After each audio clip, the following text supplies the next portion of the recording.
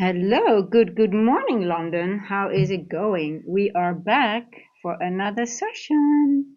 Woohoo! Let me see. I've got my coffee here. We are getting started. Hello, Oh, good morning, London. what do I have? How's it going? We are back for another session. Where is it sound coming from? Let me see, I got my coffee here. Why is that sound coming from? We are getting started. Just 1 second, guys. I don't know where this sound is coming. Why is there echo? Where is that sound coming from?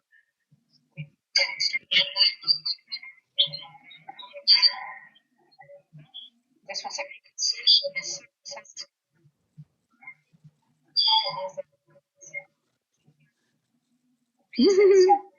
Hold on, guys. I don't know why this is happening. I hear myself 3 times now. Is it done now? I think so, right? That was weird. I guess the stream must be open somewhere. Let me check if everything is okay now.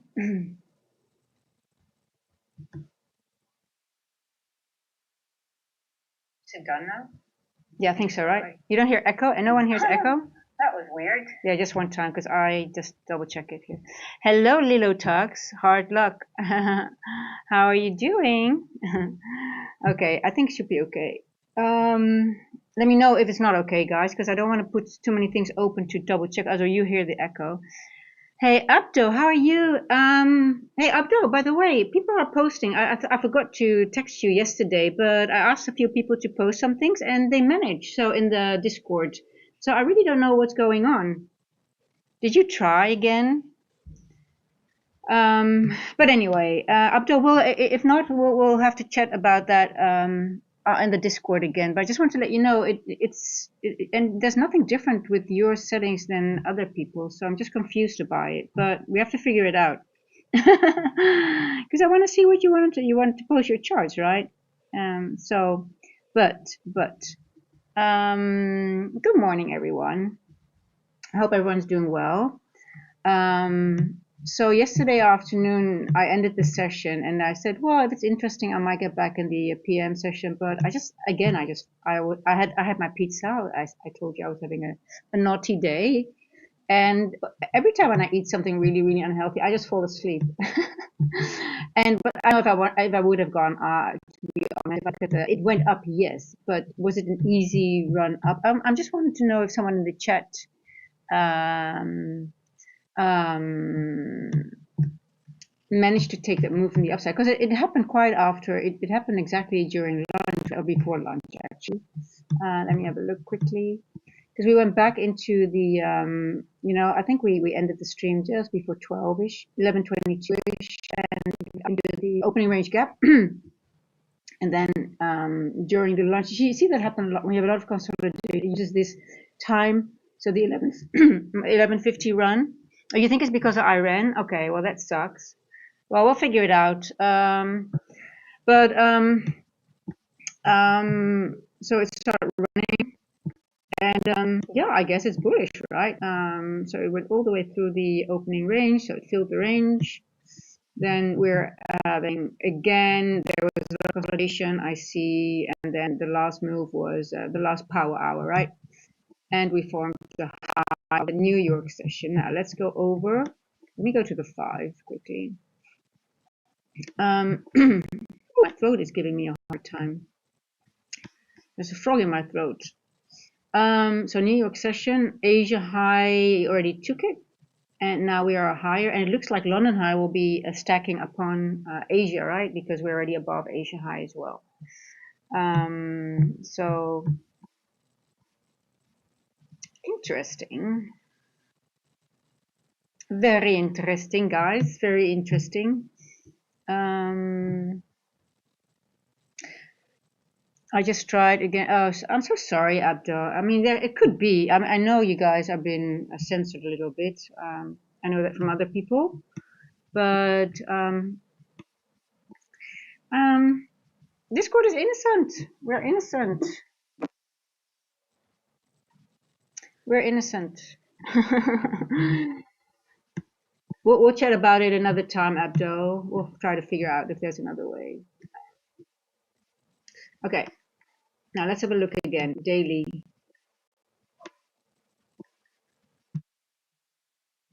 So this was the wick I was already mentioning. Yeah, so we went up into the, we're exactly at 25%. Let me see if I calculated correctly. Here we go. So we are we're almost at the 25%. Here we go. So we are above the event horizon, above the, and on our way to the end walk and almost tapping into 25% right over here. So that's at 223. And the 25% of this large wick, right? So,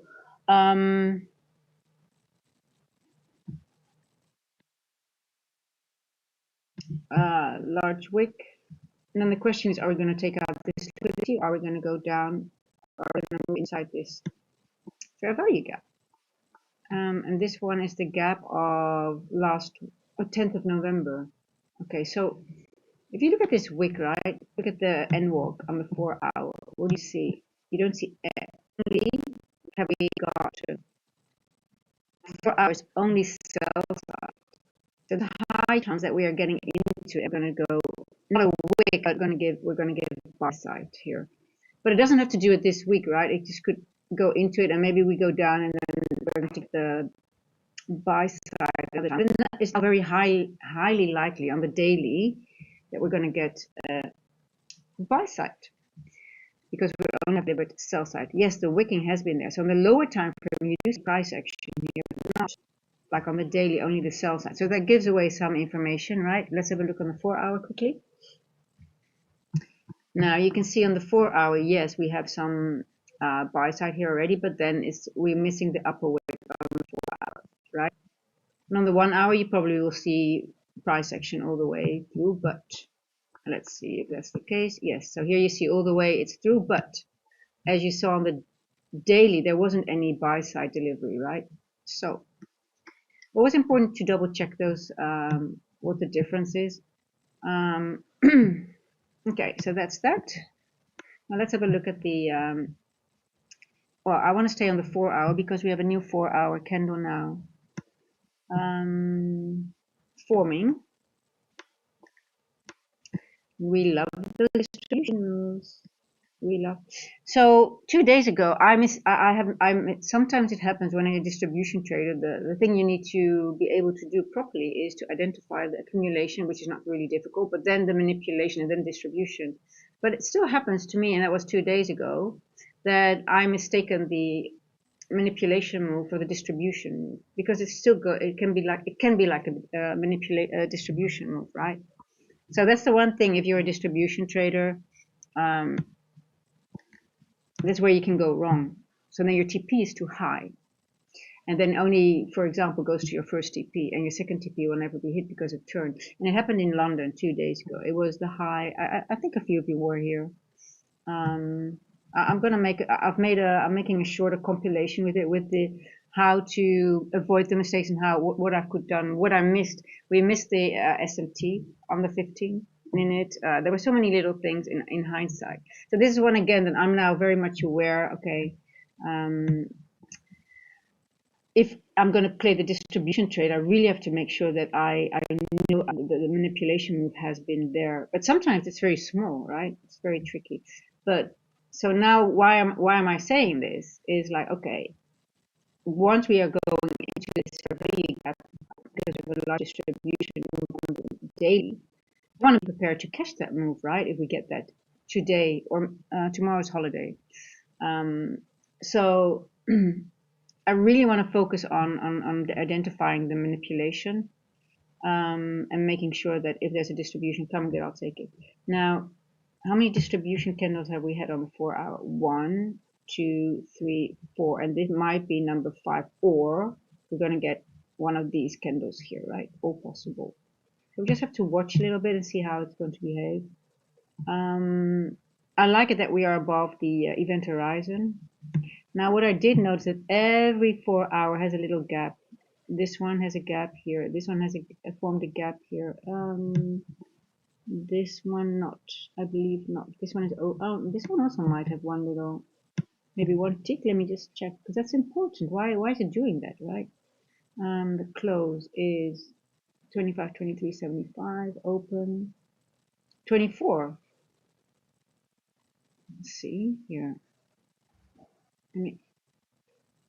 23.75, open 24. So it's one tick. So I'm gonna mark all these little ones because they are. It happens. It's really It's just one tick, but it's significant, especially on the 4 hour. It's very significant. I 4 hour.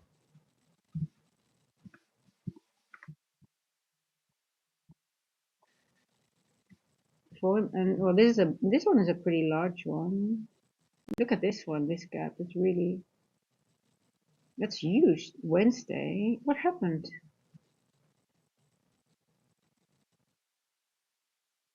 Wow. I want to zoom in on this price action a little bit because this is very.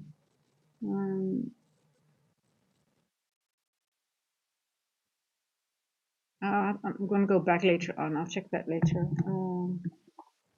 4 hour. And then here, this one again, we also have a gap here. So you see, every 4 hour has given a gap. They're all tiny except that one. But I would highly advise everyone to mark them on your chart, and you'll see that if you're going to have a fast, low resistance move down, for example, they will be used, and you can expect a stop there. It might go up and go through them, but they also could be points of reversal, right? Especially on the 4 hour. Just don't sleep on them. I think ICT said sometimes that they have the lowest of the PD rates, but I don't really, I just, for me, I mean, I have a lot of benefit using them, to be honest.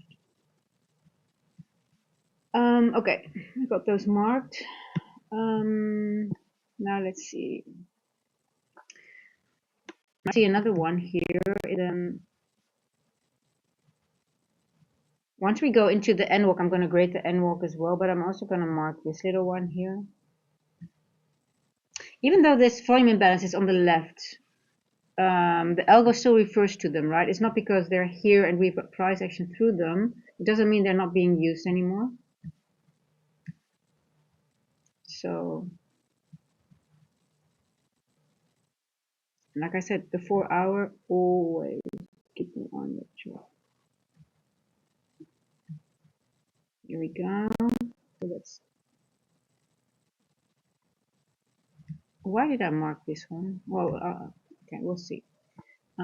What is this? Did I mark it? I think I have to, guys. I have to make. There's no text. I have to hold myself accountable. Actually, I should do something. If I put on a rectangle without text, I should be. Not well. I don't want to call punish myself, but you have to do something because I have to stop doing that. Because I always see them and like, oh my god, they're so good, and then I don't know what it was exactly, and they're always in the lower time frame, so it's almost impossible to find it back, right? Or you have to really scroll, and it takes so much time. And yeah. So also here, look, it's such a beautiful. It's exactly the point where it goes up. It's probably something in London. I don't know. But I'm going to come up with something, and then you can hold. And if you see me do it, and you can tell me, hey, you were supposed to do that, and you have to because you forgot it again. So I'm going to come up with something. I have to stop doing that. I really have to do. But anyway, okay, that's the 4 hour. That's enough for the 4 hour. I think the range is not 8. I think we're still making and get rid of you. Okay. So again, the move was in Asia. Now we had quite a bit of move in Asia, so we could maybe be looking into a quiet London session, or we've got one spike and then. But hey, I don't know. Things Nothing is set in stone. We just deal with whatever is given to us, right? Let me quickly calculate this range.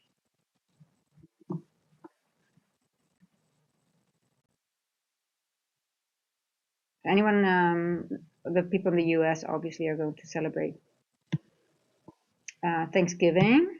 Anyone traveling with Thanksgiving? Doing something or just nice family time? Okay, let's see.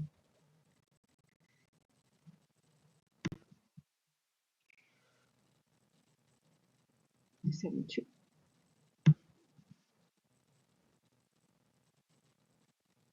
Okay, I like this. Yeah, I'm gonna keep this. Okay, so the 79% is exactly at that volume imbalance. So let's keep it there. So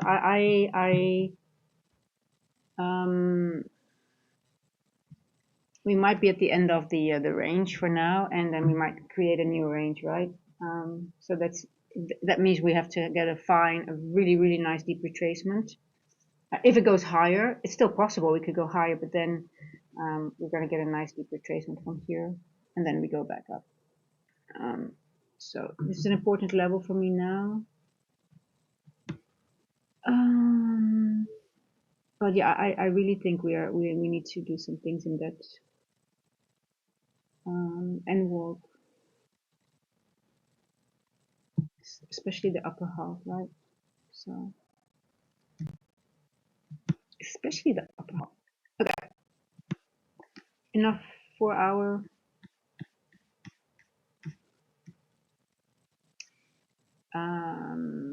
oh, I do want to put on the weekly, see how the weekly stand is doing. Yeah, I'm gonna take this off for now. Well, I just need less things on. You're going off as well, and I want to have the weekly on.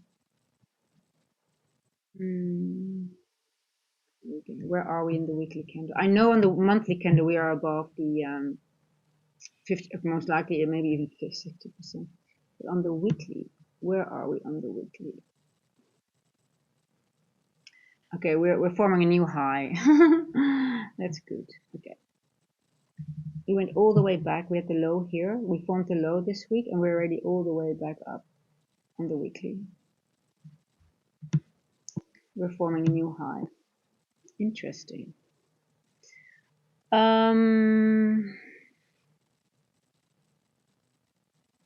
Tomorrow there's no trading, but Friday there is half a day, so the market could still do something. Okay.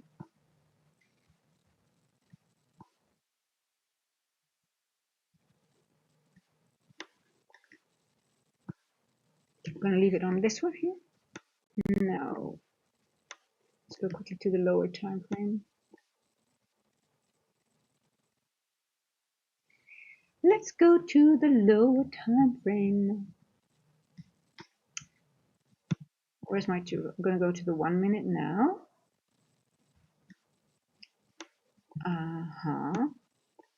1 minute. Where's my 2?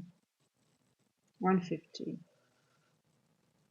I'm going to mark my 150 to 210 because I started tracking them. I'm still busy building a model around that, but it's just more of a London model.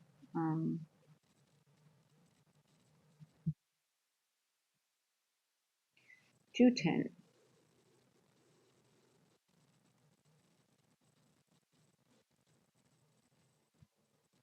Exactly. Okay, and do we have a nice the fair value gap between 130 and 2? What is the most significant one? That is you. You are it. 130. I'm gonna mark this one. Yes, I'm sure it was this. This one was it as well. But I have to delete you because you're not marked. If you're not marked, you have to go. It's my bad. It's actually this whole range.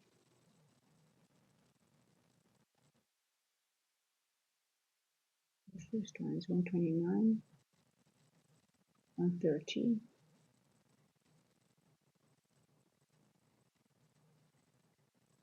Okay, I'm gonna mark this.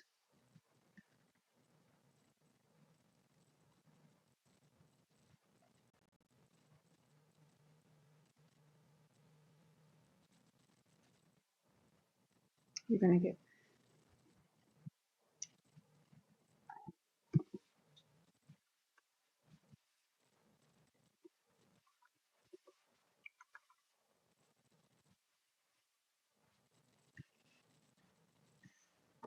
Here we go. Okay.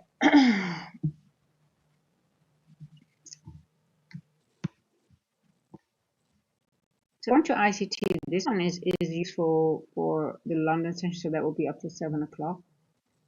Then it loses its importance.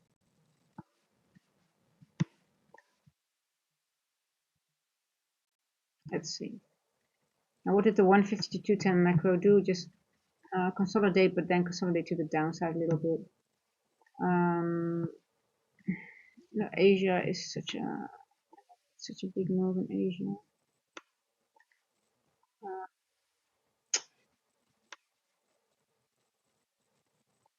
That's a big move.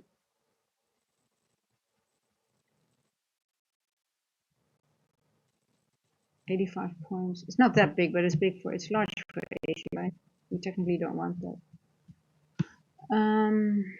We just want to consolidate now. Let's have a look at the 15 quickly.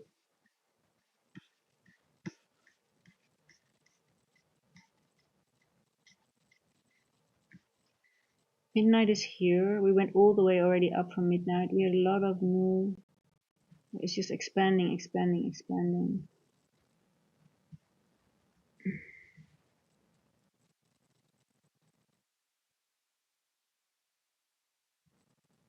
This is going to be a potential breaker. Hey, Abdul, I'm trying to figure it out. I'm still working on it.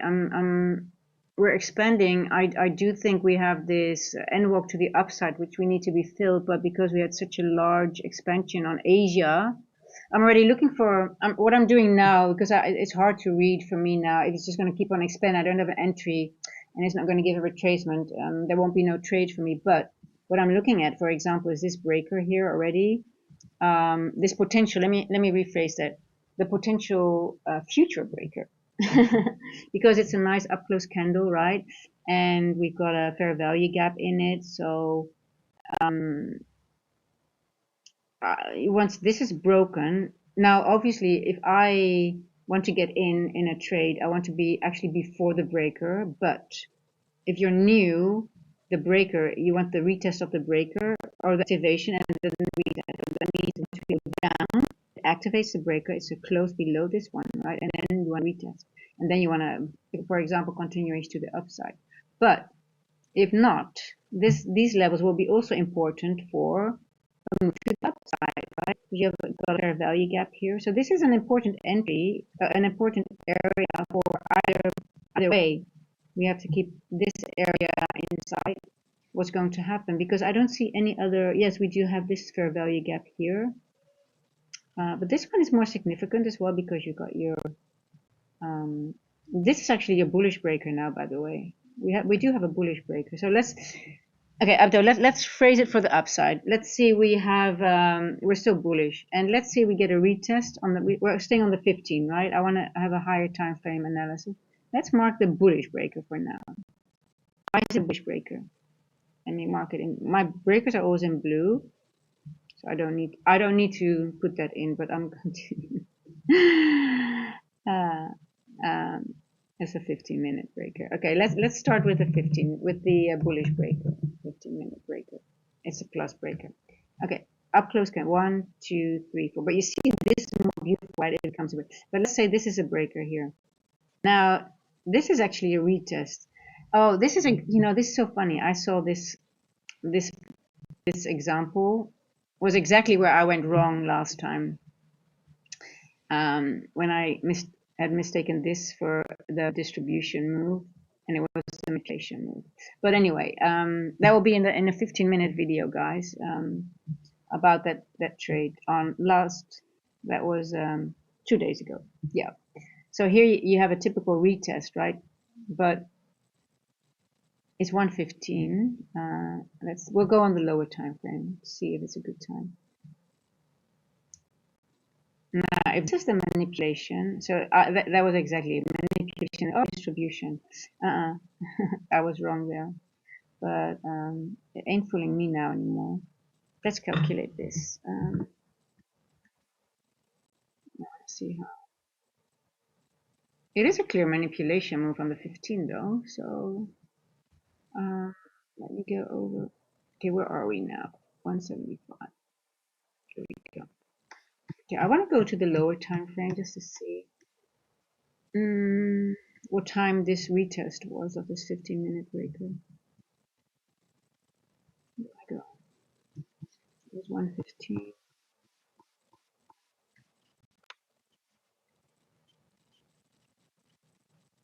0228 and 120, and then we had a run. Okay.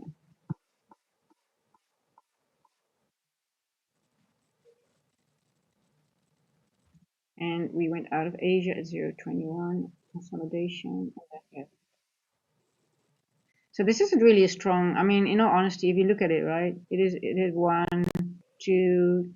It already been touched 2 times, and it doesn't look like a strong and like that. Like for example, if you look at, let's go back to the 15. If you compare these two,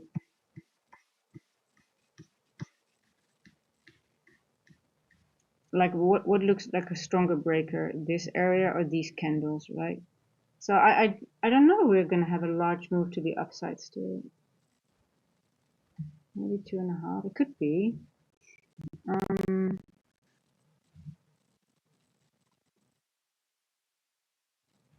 But on the 15-minute, it was a retest. It was, but let's see. 175.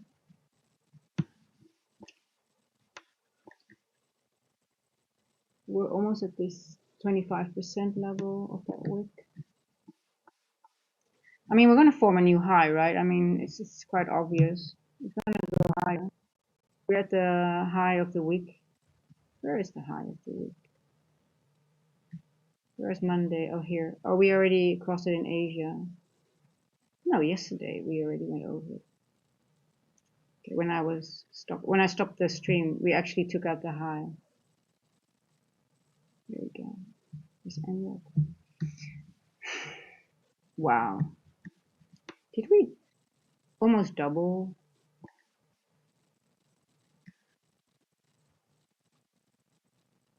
Just a 25 million. Monday.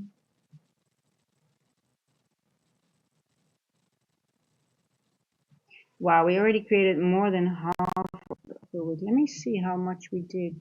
That's crazy, to be honest.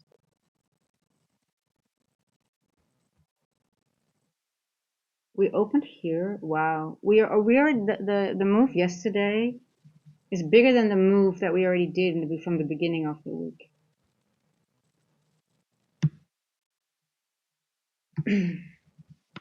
Crazy. Okay.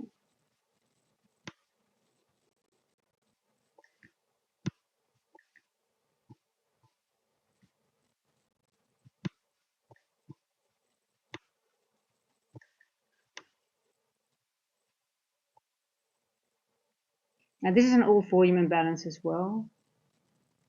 Yeah.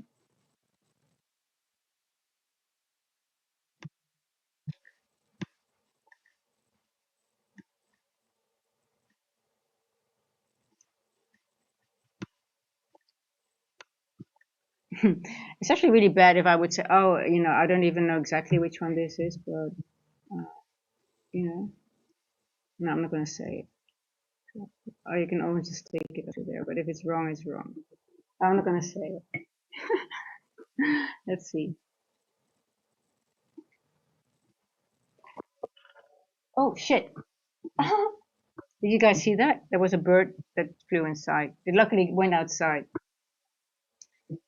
It happens a lot for some reason.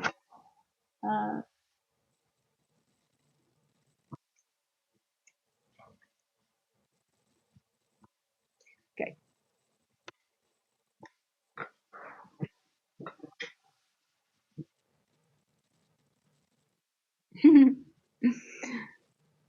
Some birdies. Ha ha ha. Okay, okay.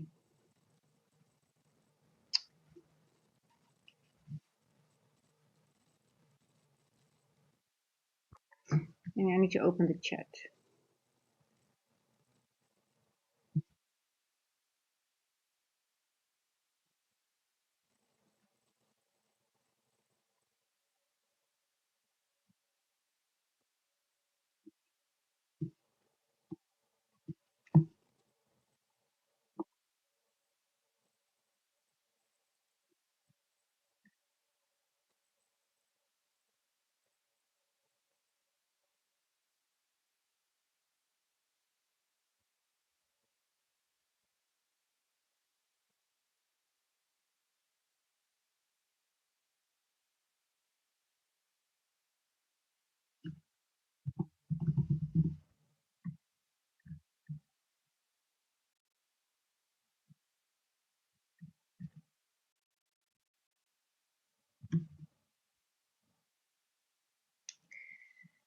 I need to do quickly.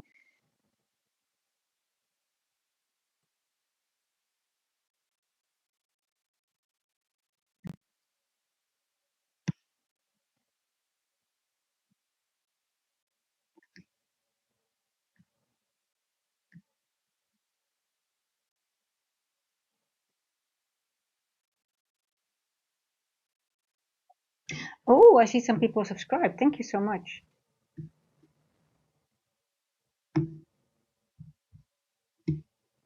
Exciting. So for the new people, there's also a Discord, where you can, where we can communicate better. So if you're interested in that, the link is in the description. Feel free to. I'm still in the process of finding out what the best things to do is, and also to give some more educational value using the Discord, and where you guys can also share some stuff. It's easier to. You guys can only type in the chat, and so limited, right? And yeah, I would love to have some sessions together and hear you guys talk. So I'm really looking forward to that. So I'm still trying to find a way what you guys want. So I'm still asking for it. So if you have any feedback or ideas, let me know. Feel free to drop a line on that, because it's all about, it's about the community, and I can come up with things, but you can yeah, no, not interested, really not. But I really have, I'm trying to find um, what the community wants, and what they yeah, just looking for the way how to bring just the most amount of value, let me put it that way, and entertainment as well at the same time. Tradertainment is the word. I think that's the correct word. Tradertainment. Oh, thank you, Lilo Text. Yeah, I never ask for these things, to be honest, because I think if somebody does, they do just do it because they like. That's how if somebody asks for likes when I would do it, when they just start, I get really annoyed, to be honest, because why would I like your? I haven't even heard you speak. But anyway, I appreciate it. Yes, everything is really appreciated because it does help. It does help. It does help, really. I mean, apparently the YouTube algo looks at those things, but mm. And I only have one affiliate, by the way. I said I wouldn't do that, but yeah, Abdo, I know you always do it. Thank you so much, and I appreciate you guys are always here hanging out with me. Um, but anyway, yeah, yeah, and I only have one affiliate that's funded next, because that's the only one I use. So, but so if you are using them and you're considering to buy an eval, I would appreciate if you could use the affiliate link, but there's no pressure. I mean, I just started it, and they granted me the link, so that's it.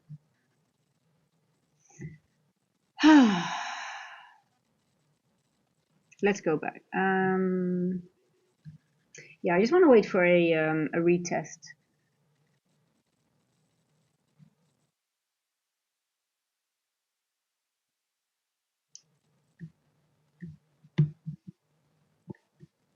It's a difficult area now to engage, because we've been going up so much.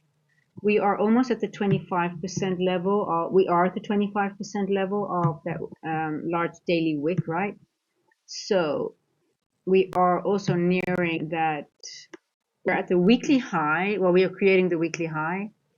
And we are near that volume imbalance here. So I'm just going to wait. I'm just not going to engage right now because I'm just a little bit too, there's too much things here. This is also a very tiny gap here, a very small volume imbalance right over here. So that's why we're stalling, right? But there's one higher here. That's that 4 hour. So that's this one here, right? Remember, it was here. And then we have, I don't know, I have to get it off because I can't really. No, you have to refresh. Lilo, sometimes you have to refresh. Thank you guys. I appreciate it. It's okay. Don't worry about it too much. Hey guys, listen. I'm doing above average, so you guys are really killing it, and my streams are really above average retention wise. The amount of subs in the time that I'm getting, it's according to people that know, because I was like, well, I have no idea, and they were looking at my about the stats and said, what? That is, sometimes I have a stream, I have 60 watch hours, and that is, normally you need 2,500, the average is that you have that amount of view hours per stream. People with 2,500 subs get that. And I have that already sometimes. So that's really, that means retention rate. So it's we're doing really, really, really, really well. So that's why I'm so humbled by you guys, really. So again, thank you. Hey, and we're just getting started. We're just getting started. So I can only improve. And so, but thank you again.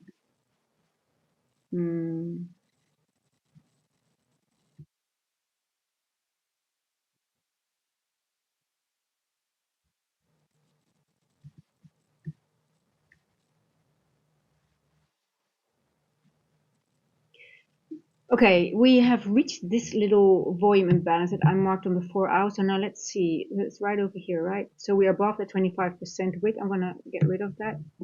Now let's see. Do you guys remember that I don't know if you guys saw the ICT video, but he says the fair value gap that are being formed that go through one of those levels, like, yeah, let me go to the daily again to show you. Let me give you a little bit of the ICT lesson. Just a refresher for myself. So it's this wick, right? So this wick is graded, and we've gone through it. But what can we take away from it? Let's go to the 1 hour. The fair value gaps that have gone through those levels of the gradients, those are of high value. Now we have 30%, 50% is right over here. So this one is, I'm going to go to one lower just to make sure that they're not too big. And then this one here. So those fair value gaps are the ones that are of high value. Now we have one here as well, but he doesn't use 1/3, but I do. But you see where the 1/3 is exactly at the previous day high.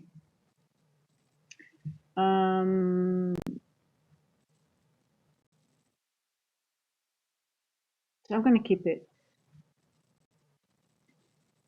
1/3. Oh, it was midnight. Did we make the midnight here? Oh, interesting. Okay, I gotcha. Wow, guys, isn't this interesting? The midnight was formed exactly at the 1/3 level of that daily wick. Wow. And because we're over midnight, it's called the previous day high now. Isn't it? I find that fascinating about the algo. So, but anyway, let's go down one level to the 15 because I just want to see on the 15. Exactly on the tip, it created the midnight. Wow, crazy.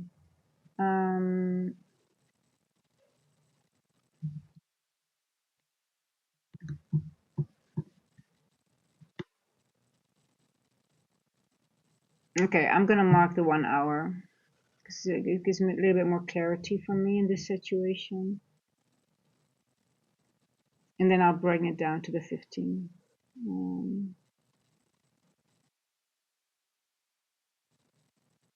Okay, here we go. This one is of high value. We're going to use that one later on. FUG, 15 minute.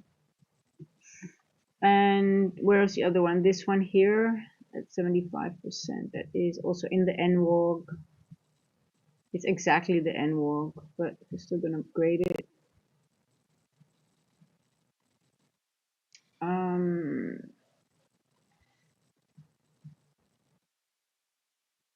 They might become useful next week, but then again, you know, otherwise you forget about them. 15 minutes. Okay, there we go. Okay, now we're going to the 15 minute.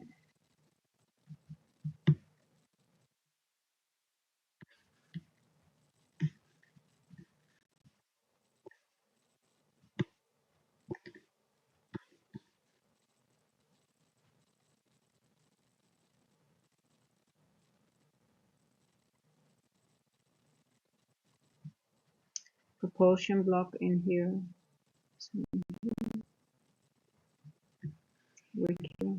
Okay. Well, I'm going to leave this information on. We'll have to look at it later on.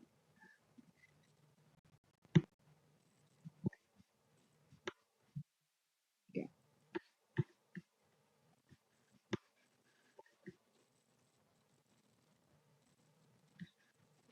241. Okay.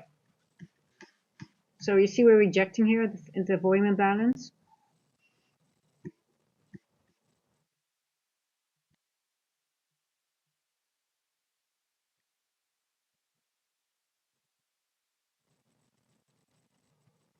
Remember, these little volume, the yellow lines are the volume imbalance between the 4-hour candles, right? So I'm just wondering if we're going to get a retracement from here, maybe it might get back. Look where this volume imbalance is balancing on, right on this order block, and the potential future breaker, right? But let's see if we get a rejection here. This is 4-hour, those little wicks, right? Those little gaps between the 4-hour is exactly on this 15-minute order block.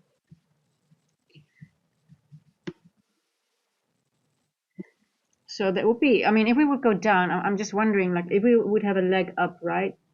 It would not, this is now a bullish, we should reject from this area. I've got two confluences now. This order block, which is a bullish order block until now, until it becomes a breaker, right? Because that's what it means when it is a bullish order block until it becomes a breaker when it's broken through. So if we're going down, I'm going to get my short. I'm interested maybe in this level. Where are we now? 182. Okay. So this level has my interest. Oh, we've got an event horizon here as well popping up now. You see that? That's why I always put them on. Look where the event horizon just. Okay. I might get interested in short. I think I'm going to do a turtle soup here because I'm just a paper trade for now. Oh shit! I haven't entered it. Why would I put a trade on here? Because the turtle soups are the only because your stop loss is so small, right? Because normally it's right above here because you don't want it to go over. If it's wrong, it's just a small trade.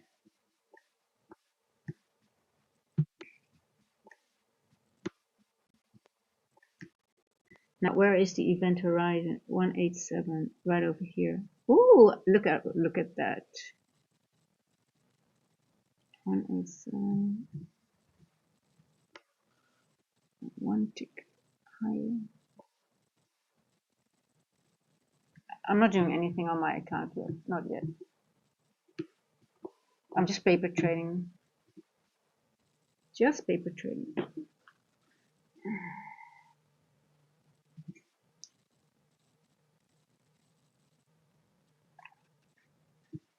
Now, why am I interested in the short? we went through the wick. We hit. We are in the N walk. We hit an imbalance. We finalized the wick. So I'm like, okay, we had such a long move from Asia. We are getting close to a macro.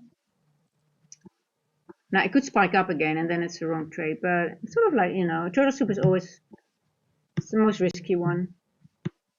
But then it has a smaller stop loss, so I can justify it.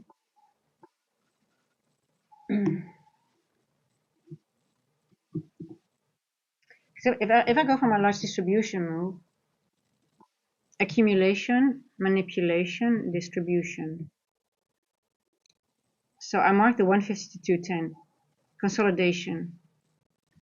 But for me, it's macro, it's consolidation. Then we use the rest of the time for the manipulation. Or are we still in the manipulation? So if I'm wrong, we are still in the manipulation move, right? So then I know, like if I'm wrong, it doesn't hurt me in the sense like, okay, you know what? We're still in manipulation. But then I know when the turn then comes, then I'm ready to, then I have my distribution move, right? So it's just a, let's see, I pay for the intel, but I'm not paying anything because it's a paper trade. And if it's a good trade, it's a win because then I know I'm on site. It's a win anyway. I don't care. I try not to do my first trade. I always try to do my first trade a paper trade when I just get on. Because sometimes you're just off. Sometimes you just don't read the market well, and it's just, I just.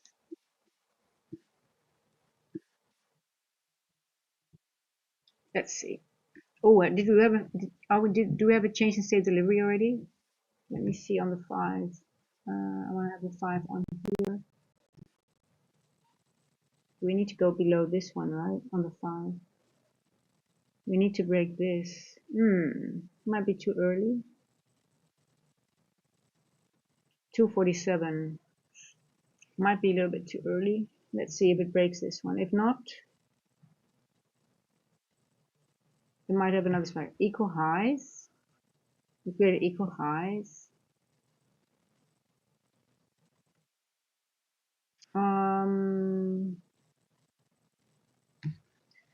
What level? 235-ish.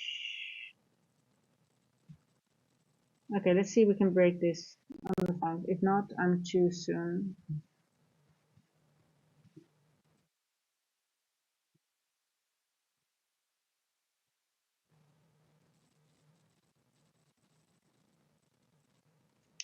What time did we hit that level here? 241, 242.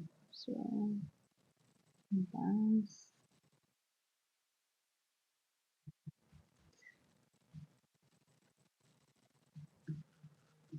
I might be stopped out, but it's okay.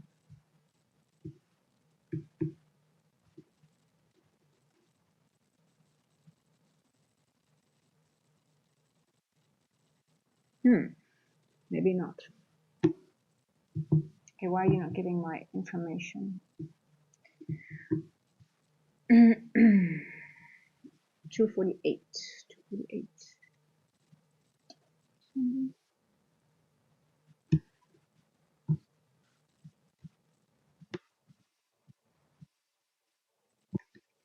Oh, I didn't set my TP. Well, this is the event horizon, and this was the level, but I'm gonna bring it up to 187. 187.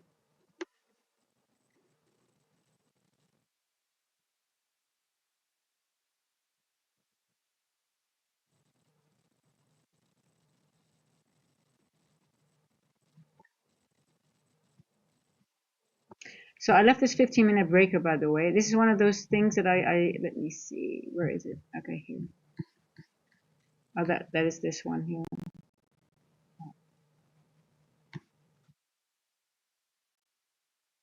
It's a week. I don't think it's a week.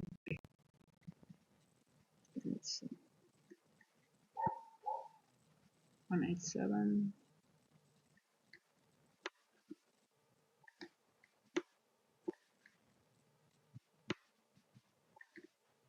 we go.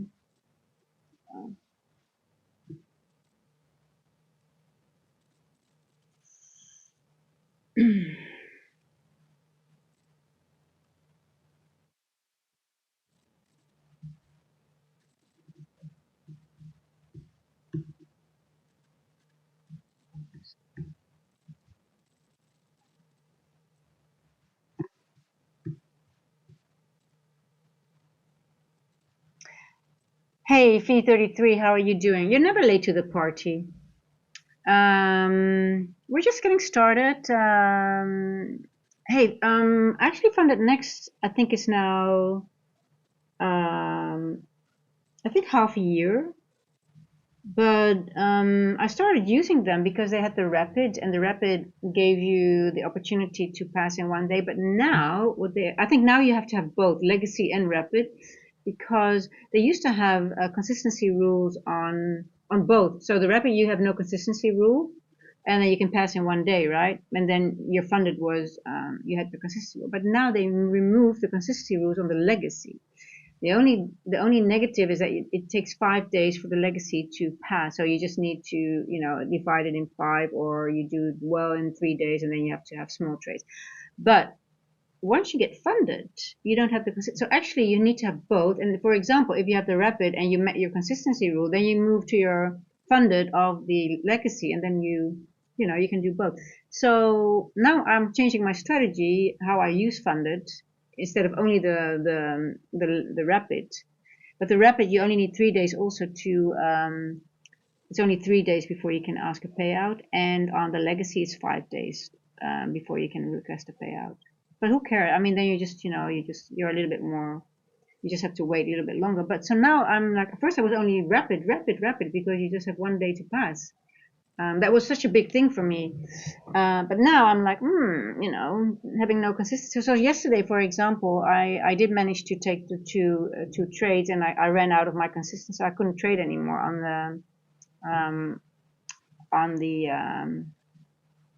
that eval, because I was out of my consistency rule. So yeah, I can highly recommend them, because I just love them.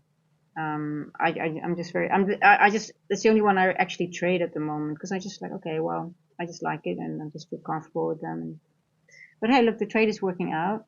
So this was the high for now. But yeah, I can highly recommend it.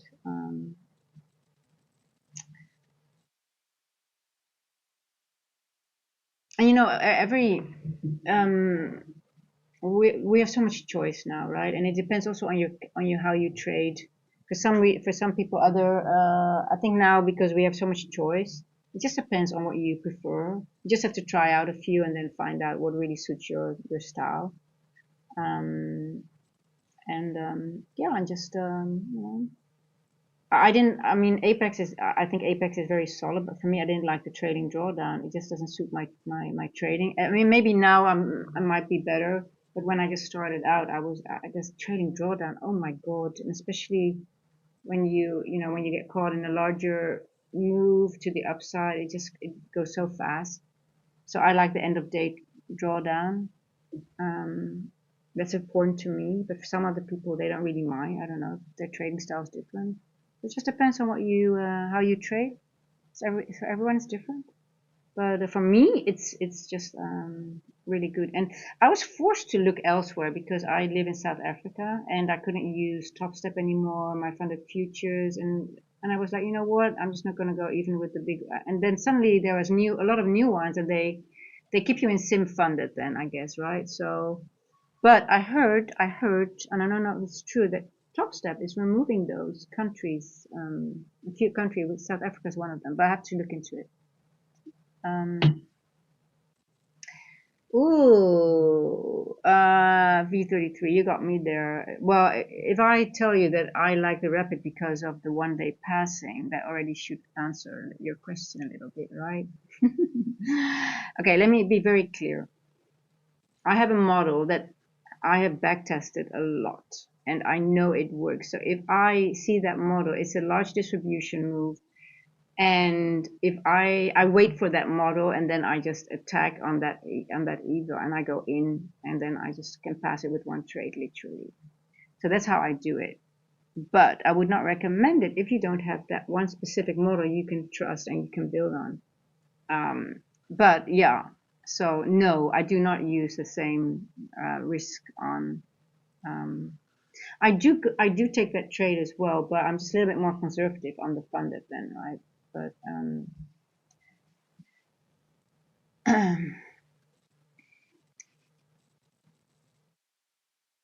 I think it's also in a thing in your brain because I think if I would do that on the eval if the same trade, I mean, in all honesty, if the same trade would show itself on the, I would still take it, but maybe instead with two minis I would go in with one mini. I would still do that maybe, for example, but I just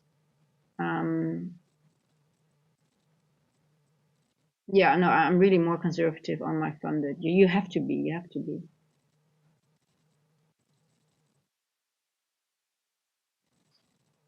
Okay, so I'm watching this now. I just want to make sure um, if we can go through, if this is now if this is the max, right? Are we going to take out this liquidity here? Because my TP is here.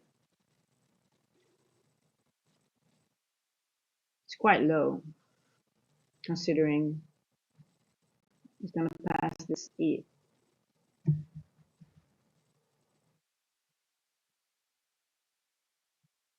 But I do want to talk about that using a different risk on evals and fund, because I do think if I look at myself, that is psychology wise, it's better to pass your evals faster, because if you stay too long in the evaluation phase, it messes up with your psychology a little bit. Now you still have to use uh, your risk management very properly, because otherwise you teach yourself the wrong things, right? But if I would stay too long in one eval, I get at some point there's more chance of blowing it up, I think, because you just at some point you get like, oh, it's just only 50. I've been working on it so long, but you have to find this balance for getting it faster, but still having your risk management put in place. So, for example, I went back from the 50K to the 25K at some point because I didn't, you have to get the profit target was a little bit lower. So for me, that gave me the opportunity to get out of that evaluation phase faster. And that really helped me to improve my just my psychology. But the most, if you don't have a model yet and you're struggling, then you do have to accept that it takes longer. But if you have one model, just wait for that one model to show up and then only trade that model on that eval so you can get out of it faster, just with less trades. Even though time-wise it takes more time, but it takes less trades to get out of it, if that makes sense. So sometimes I buy one and I wait, even though then it's just sitting on the side, and I just wait for that one model to show up, right? So I'm talking about time, but it's more like I don't trade it. So I'm just talking about, okay, it just takes me one or two trades to get that eval passed. And I'm talking about the rapid, by the way. So the legacy is different. With the legacy, if it takes me 5 days, because I know it takes me 5 days, I just apply my risk management and I just take like, what's the max I need to take per day, and I just, do that per day, the max. I try to really, because with the legacy, you still have that consistency rule, so I just got myself used to it. But because the rapid, I changed my strategy a little bit. So it just depends on the ego. What about you? What do you do? Tell me. Do you use the same risk? It's so tempting, right? To um,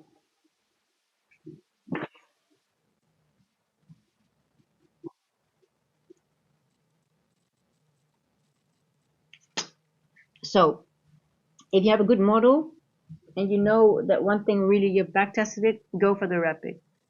Try to pass it in one day. That would be my advice, but only if you have a solid model and something you know you can trust on. Otherwise, stick with the legacy of funded next and just do, just try to have the safe trades and just, do the average per day that you need with solid risk management. And then there's no consistency rule after. I don't know if that really helps people if there's no consistency rules if you don't have a model anyway, but I think consistency rules are not that bad. What do you guys think? It's not really that bad, is it? Okay, now I have to be careful because this is at 1:30 to 2. No, I don't have to. I just want to say I want to see it bounces up here, but it's going through. So I think my IT will be hit too.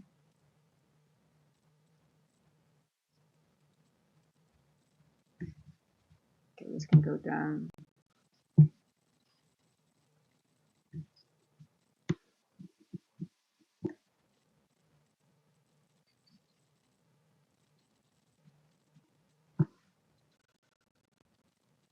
Now we are at previous day high.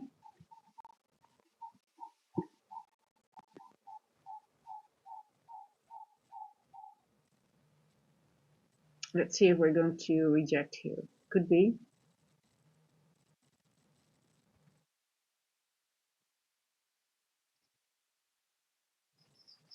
3 o'clock.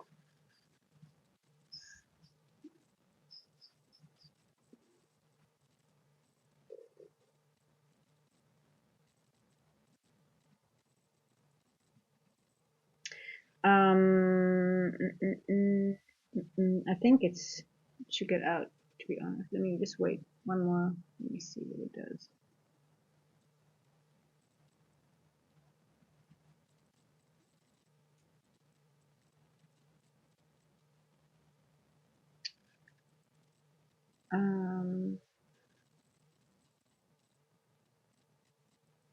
This wick is nice. I like that though.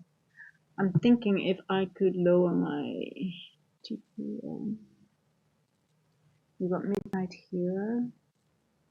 Yeah, no, this is okay. I like that for the continuation. It's okay.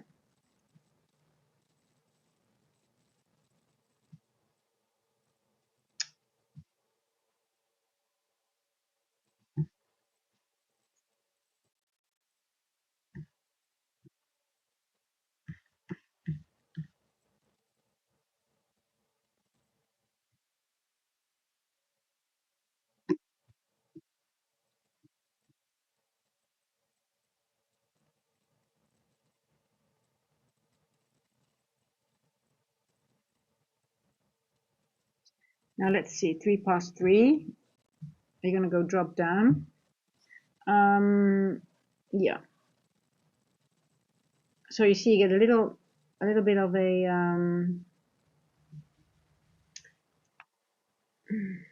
okay, let's see how far we can go down. I can trail a little bit now because where we're going, it looks like we are continuing down a little bit. Don't want to be stopped out in a week.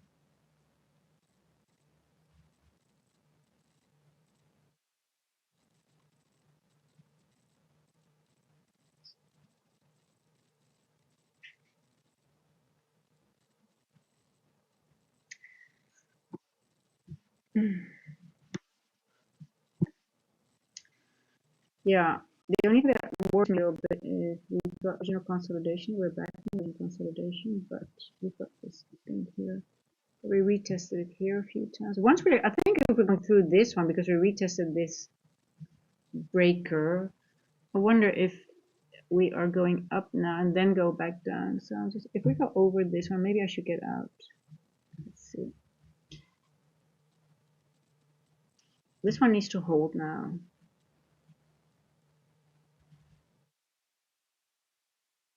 Hey, Irving.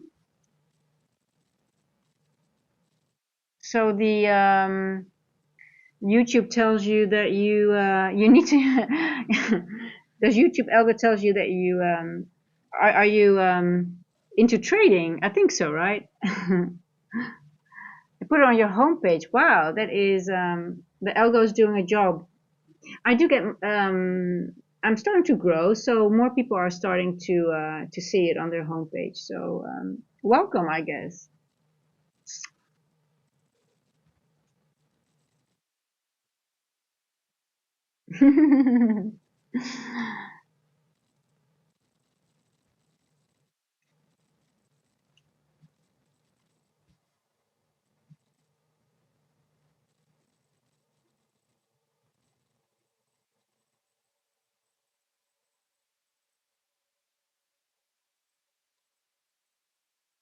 Now the question is on the 5 minute we did create a yeah we have a 5 minute definitely we have a change in state delivery on the 5. We have a bearish breaker here already, but after a move like this, I actually want a full. And now you see my trade is quite small here, right? Well, this is for me a small trade, but maybe I should. I want a 15-minute change in state delivery to be really bearish. Let me see. Yeah, I really want. I really want to see this area to. Yeah, this was a turtle soup, literally. So I started here because it was. I wasn't really sure at that point, but I was using this 4 hour imbalance here, this yellow thing here, and I thought, you know what? And this was exactly the trade that I'm going to make a 15-minute review on that. Where I'm mistaken the distribution move for the manipulation move, or the other way around, I should say. So I'm sort of like, when you make a mistake, like you're losing trades or you're, even though if it's a paper trade, doesn't matter. If you go over them, if you learn something from them, the next time you see something happening, oh my God, I recognize this. And so I thought, you know what, if this is going down, because time we're getting near the macro, I thought, you know what, I only had 10 points of risk. And I thought, let me get in and see if I'm correct. So I entered here, or a little here, and then my stop went up to here. And we're moving down. But I'm getting, I mean, this is just a paper trade, to be honest.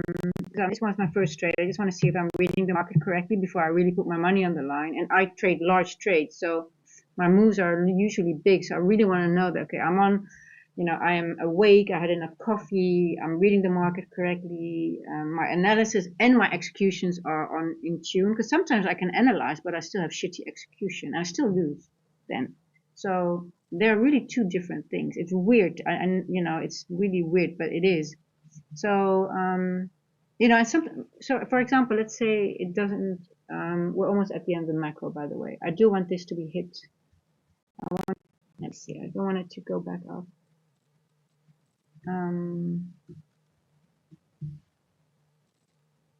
No, I don't think we're done with the upside, to be honest. There's so much more room. So I think we're going to stall somewhere. I'm going to put it a little bit higher above the breaker. I wonder if it's going to, because we have this wick here, right? I wonder if we're going to go into this, yeah. I wonder if I should get out now. I think it's maybe done for now. Because we're in this fair value gap as well here.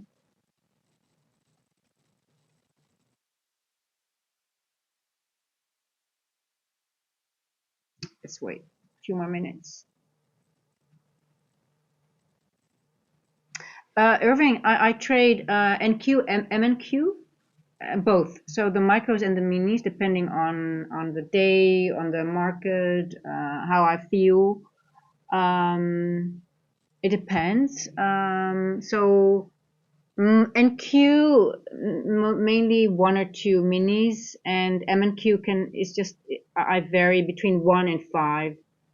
Yeah, also depending on how the market is, how I feel, or yeah, it really depends.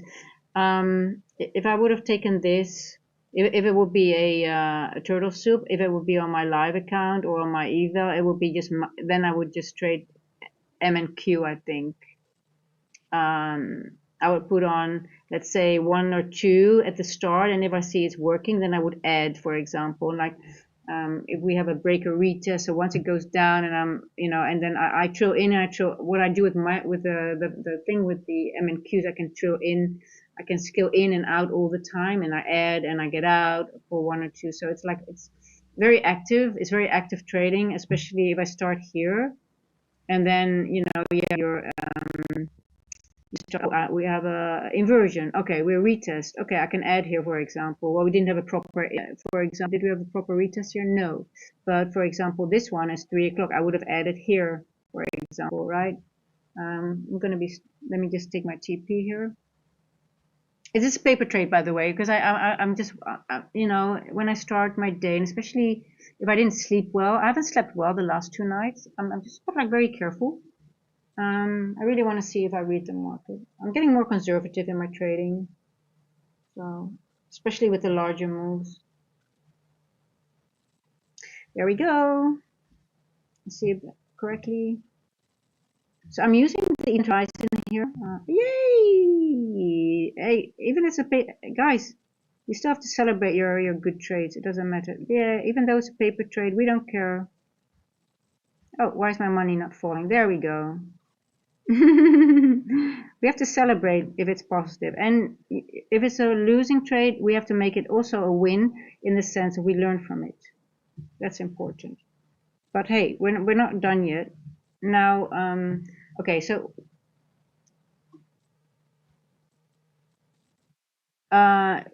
see where you see this level, guys, that I marked, and why I put my TP above it. You see what happens here? These volume imbalances, this is the volume imbalance between those open and close prices. They are so important. And you see exactly where we are spiking up now, right? And in this area. So being able to set your TP is actually, I think, more important than, well, it's not more important, but being able to identify these things, if you see them, it's like, okay, you stack up the things. Okay, we have got an event horizon, we've got a, like I said, this volume imbalance is above the order block. So this is my point of interest. I don't want to become greedy, but you see here, these things stack up: order block, fair value gap, volume imbalance. So those 3 things make me sort of like, okay, I think that's a level. So I think that will be, hey, seek for wisdom. Yeah, it was a very good trade. It was a paper trade though, but just waking up and just getting ready to,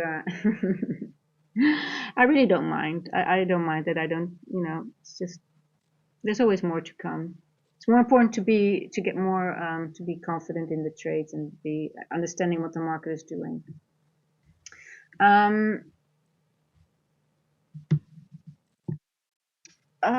What is your bias for the day?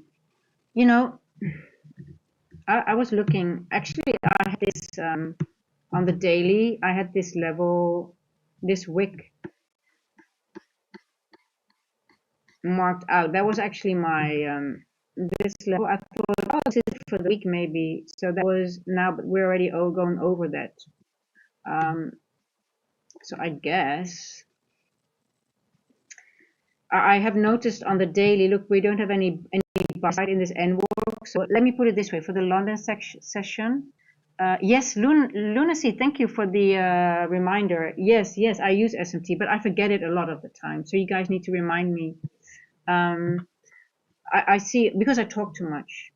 I don't talk too much, but I talk a lot and I just forget them. But I use SMT. I try to use it, and you'll see in the video that is coming up where I go over my mistake over misidentifying the distribution move while it was only the manipulation. Why? Because I missed the SMT.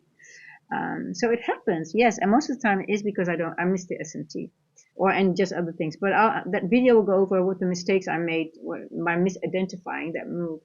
So even though it went to my first TP, but it didn't hit my second TP.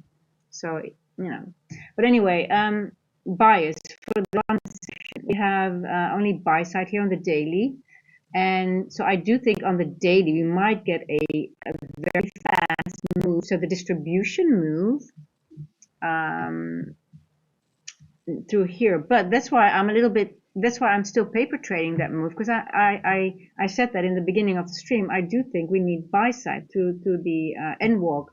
So when we started going down, I'm like, okay, but how far are we going to go down, right? Or is this the, because if you read it like accumulation, manipulation, distribution, but could this be the manipulation and this distribution? So that's why Abdo, when you say we have change the state of delivery, yeah, I see it on the 5-minute, but I don't think we are ready to go down fully. So that's why I'm waiting for a 15-minute change in state of delivery to be sure that we are done. Because look at this candle.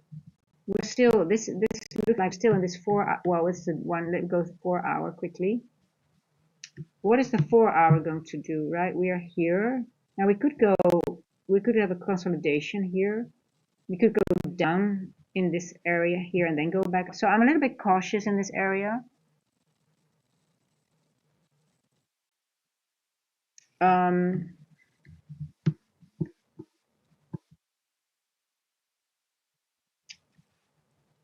So that's why I'm a little bit cautious. I'm actually bullish, to be honest, because I do think because of the daily that, oh, we need a daily candle. The daily candle needs to go to here. But because the daily candle, we could go, the daily candle is going to go. We have all day for it to go, right? So we don't know if it's going to do it now. It could also do it later, right?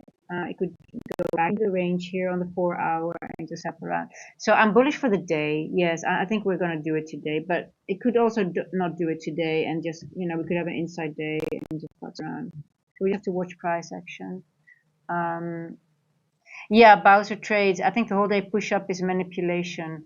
Yeah, I think it's just gonna be in a very manipulating way. It's gonna go up, but it's hard to trade. Like I don't know who traded yesterday, but I missed the afternoon session. I don't think it was an easy way how it went up. It just goes very slowly and it's hard to enter because you don't have any good entry points, right? Or it doesn't really retest and it doesn't do them. It just runs outside macros, and so if you're very mechanical and you have specific rules, it's hard to enter. But yeah, I think I would also think we already doubled the move from the beginning of the week. So we already crossed Monday where we started. We already doubled the move. So it's sort of like, yeah. The daily never manipulated down. Yes, it did. We have a very tiny manipulation. Right into a 15-minute, right over here. We had a manipulation move here. Right into a 15-minute FUG. But, and we actually created a little volume imbalance on the 4 hour, which is most likely the end dog. So this is a manipulation move.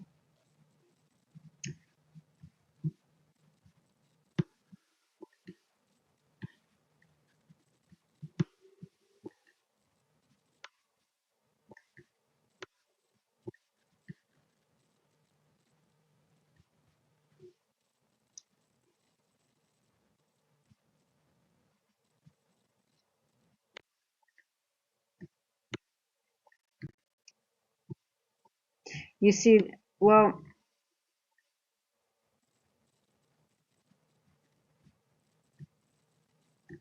let's go to the 6 o'clock.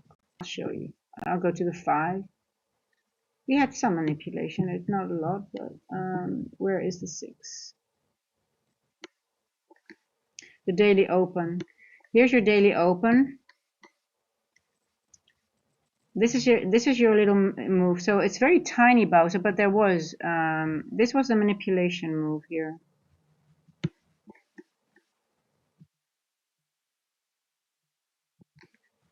This is settlement price. So this is where yesterday settled, and this is where we opened. So we have an end dog here, and this is where we open, and this is your move to the down. It was very small and tiny. Now I don't have to measure it, but you're saying there was no manipulation move. That's wrong. This was there was a wick here. You said there was no manipulation. Yeah, so, but it's enough and it's very significant. But hey, listen, we've got a big gap here. So, and I marked it here. So the thing is, when you say there's no manipulation move, you have to be careful because that means when you see that very quickly, it's a magnet, but it's not a magnet in the sense of it's a lack of manipulation. There was manipulation because if you don't have manipulation, that is for me a very important point to mark because it's a magnet for the algo. So if you have a candle, for example, let me show you. Whereas lack of manipulation, it's a magnet, and I really those are highly highlighted on my charts. Well, we have no manipulation here, but a daily without any manipulation, yeah, that will be. I mean, that will be something. But look at this big wick here. Oof.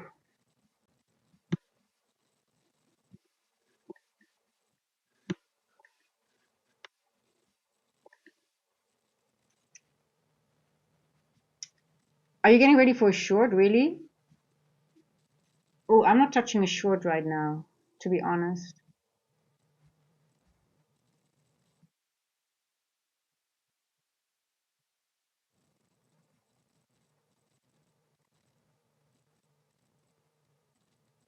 Oh, I'm sorry, Bowser. I'm reading your message incorrectly. You said it never manipulated down. Yeah, no, gotcha. I gotcha. Yeah. I'm sorry. I didn't read the last line. I'm sorry about that. Yeah, I get what you mean. Yes. I thought you were talking about the daily that never had the manipulation, but no, it never. No, I know. Yeah, you're definitely right. Yes.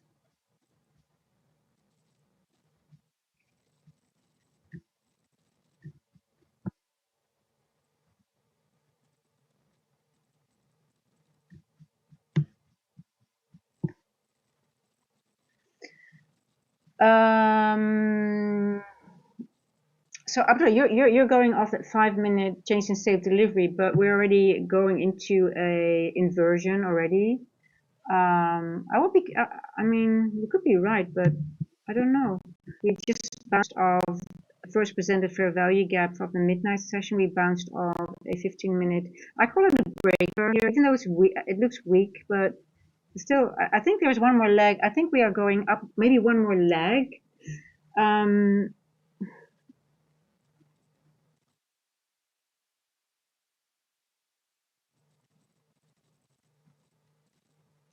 Who's bearish? Who's bullish? I'm just. So I'm not. I mean, for me, it's a no touchy zone now. No touchy zone. Um, we're above the 3 o'clock again here. We have a first presented fair value gap. We are above this 150 to 210 macro. Sorry, the 130 move.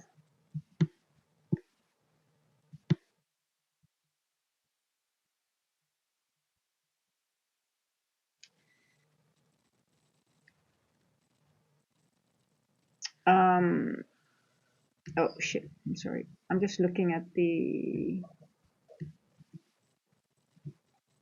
want to see the 4 hour here. What have we been doing? We are above the 1/3 level of that weekly wick.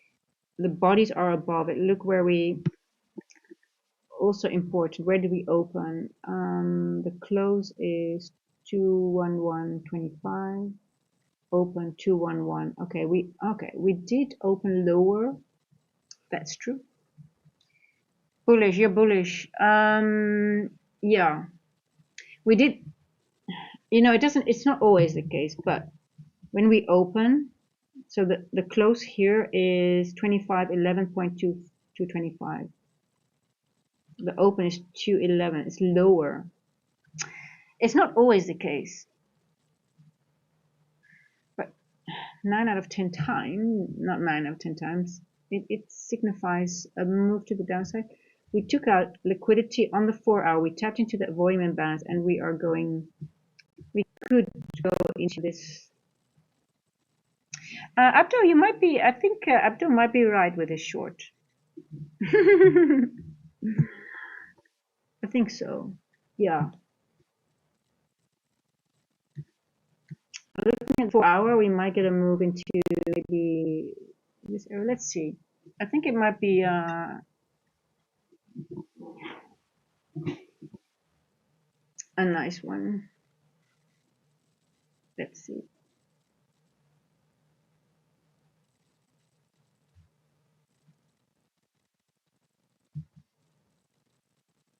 See where we are in between two imbalances here. Mm. I just need more information. To be honest, I can swing it both ways now.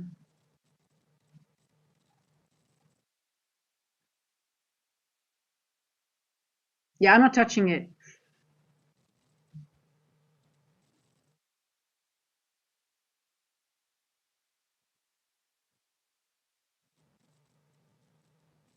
That's why I marked this area to see if we get a little bit of a push before going down for the larger move.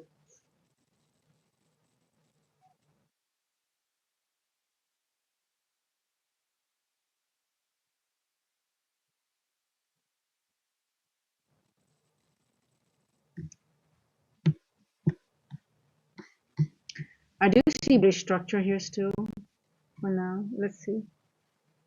Oh no, I don't. I didn't say that.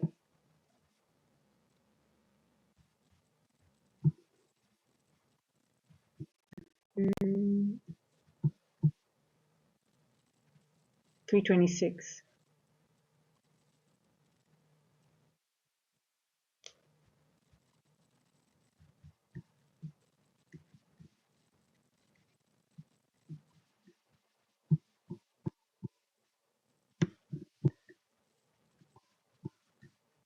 Yeah, it's a good short.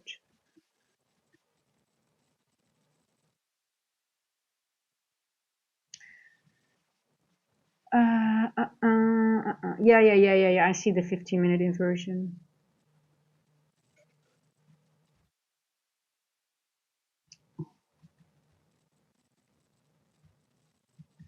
I also see the retest here.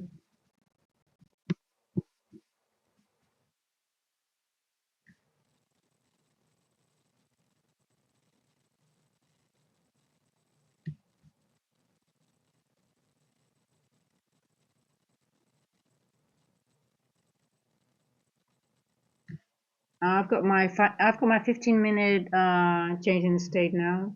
Just waiting. I really want to see it close. You know, because we got this week here, I'm just wondering it's going to take time before really going down.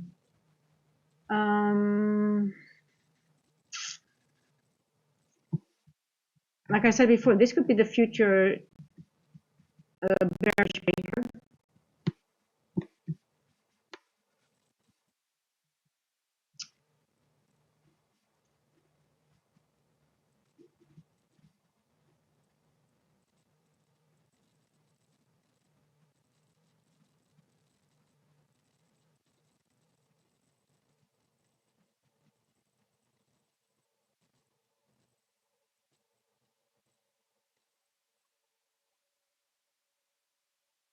I'm not touching this, guys, because you know why? Because we already went down to such a significant level here, and we're bouncing now between these two. And for me, if I would enter here, I don't have my. I want to close before this, but then we already tapped into this already. I want this the wick. I want a few rejections from that wick, and then I can enter. Just don't trust it yet. See what you're doing.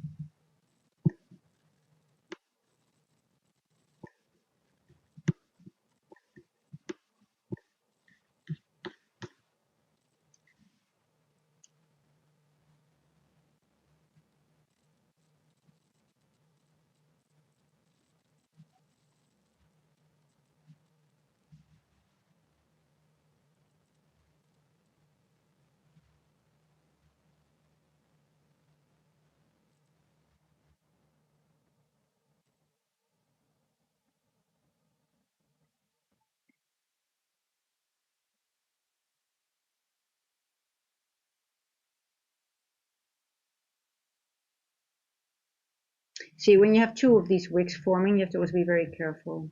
I don't trust it at all, to be honest.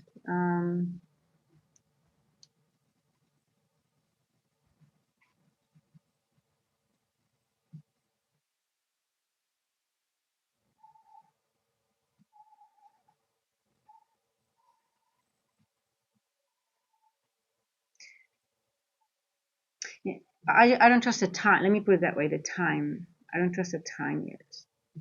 But it's 3:30 now. Let's see.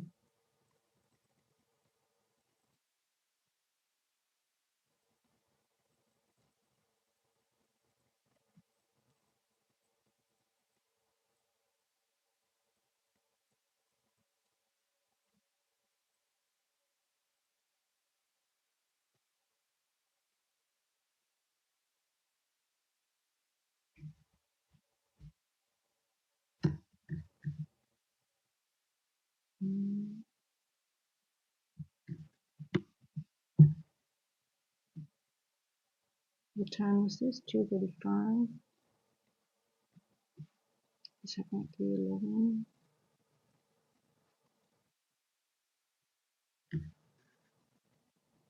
IFD. Oh, I forgot to check BS. I forget. Oh, what are you doing? What are you doing?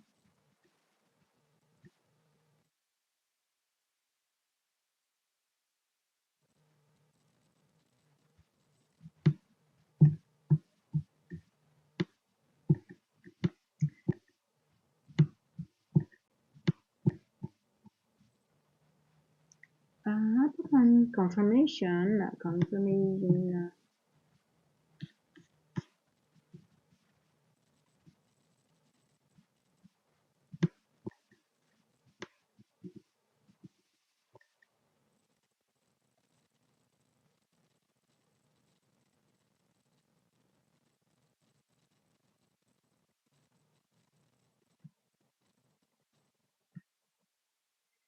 Damn, and ES looks so.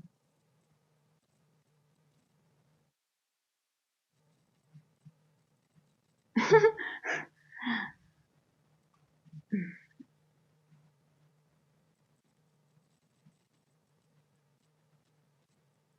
just trying to use my brain with the ES, but it looks sort of bullish in a way.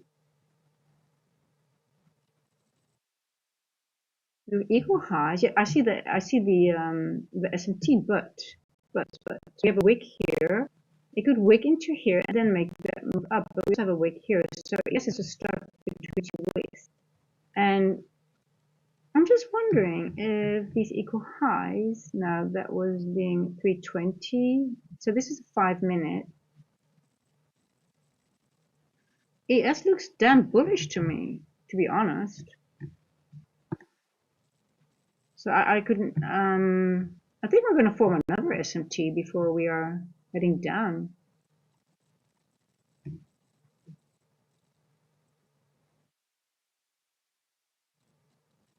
It's too bullish.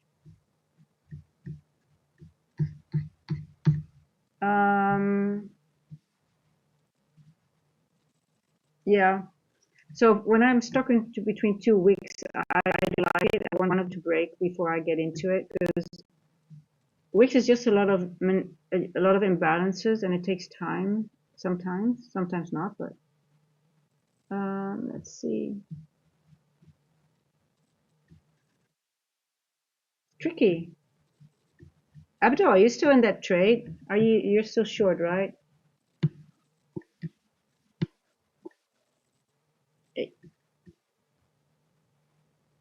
I mean, this is so bearish.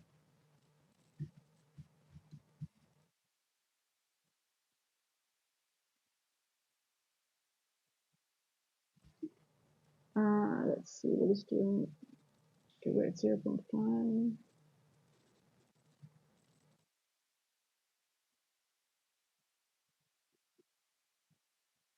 Okay.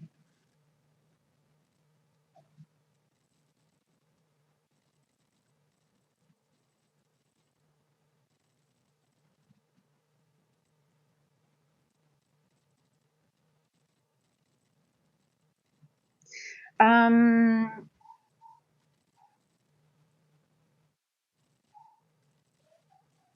yeah, but we don't have any 4-hour SMT, do we? Yeah, for me also, I actually don't look at SMT lower than 15 minutes for my because I'm a distribution trade for the larger moves. But maybe for the smaller moves, it can be handy sometimes. But let me check the 4-hour. Yeah, I always check the larger moves, but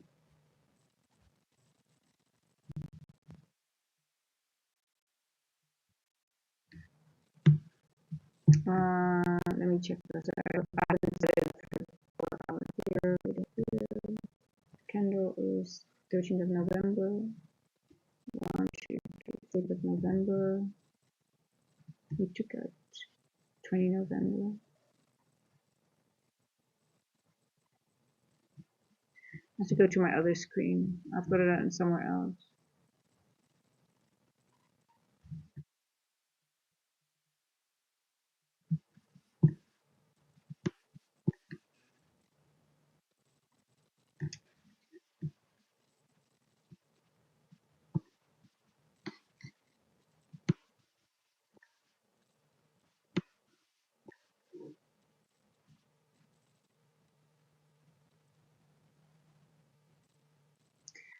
This is actually a nice confirmation, 25% level. We are below the 25 here. Yeah, it's gonna go back. It cannot go up. Hey Abdo, good to hear that you have a profit. It doesn't matter. Profit is profit. Green is green. Hey, antisocial. Thank you for subscribing. I love the name. I love those names. So funny. Yeah. So even though my goes down, I just don't like the price action is not this is slow. It's just not what I just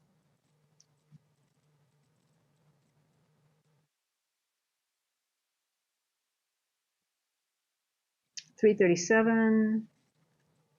Now, if it would run like between the 20 and the 40, we also have a lot of runs, right? So I do anticipate, I do try to get into those runs, but I find it difficult when it doesn't run. Like what time was this? 3:27. We were sort of like going down. Then I'm already, I just don't feel comfortable with them.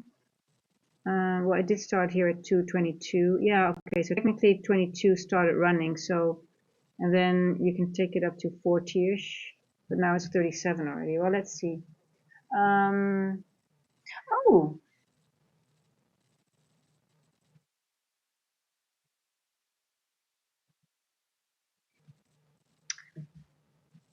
so if it would stop at 40s, I wonder if it's going to continue now.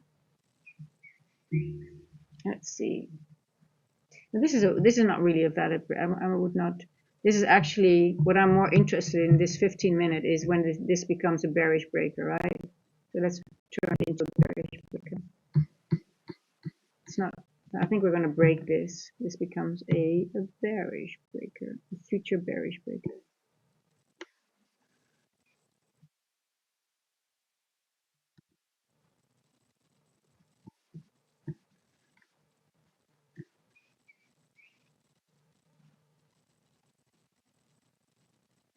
I'm more interested in this one here. But let's see if we could. Because this is the,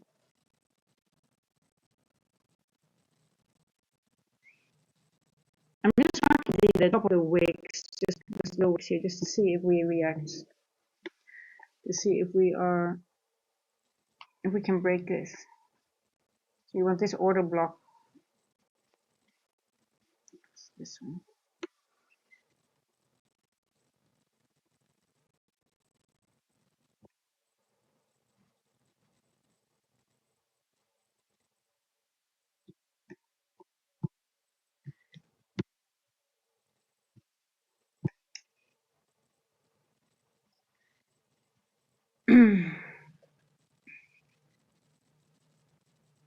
I actually don't want to miss the move though, if we're going to go down. I would not like to miss that move, honestly. But It's just for me more of a matter of time. Is the time right for it to move?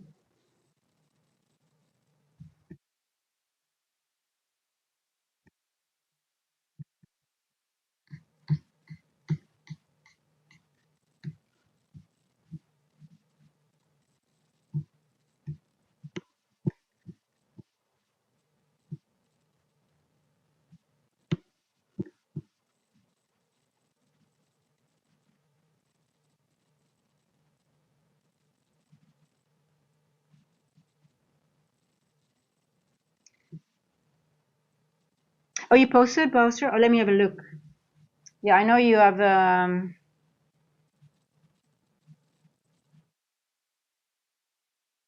going to have a look at your.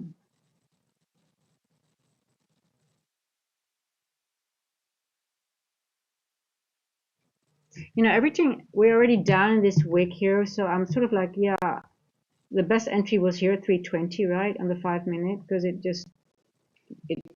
got a bit here and then it goes down. But this is just not my trading style. I'm going to have a look at your. I really want to see your trade or what you posted. Um,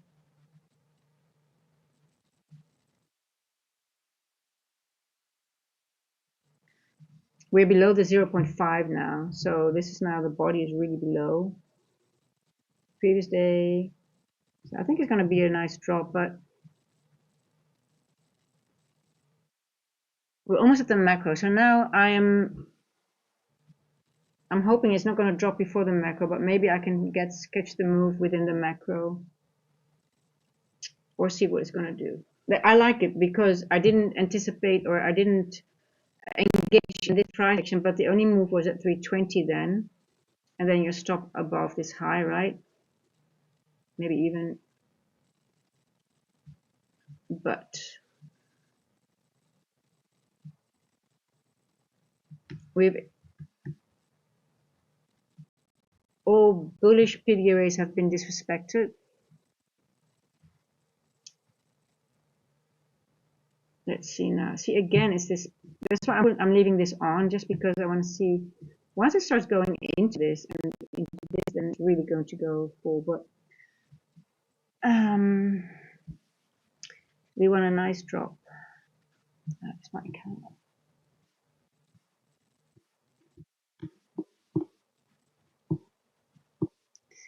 So and Q, I mean, London high has been it's already 4 o'clock. Oh, at 4 o'clock, you know, you want the high to be formed between 2:30 and 4 o'clock. So I don't think we're going to get a new high in London anymore. So that's done. So the high is in for the London session.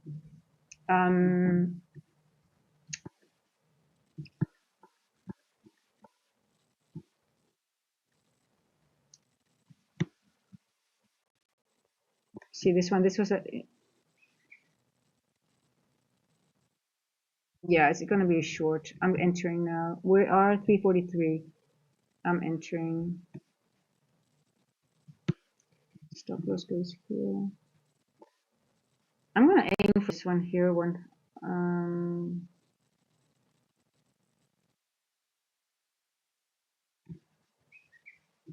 To adjust.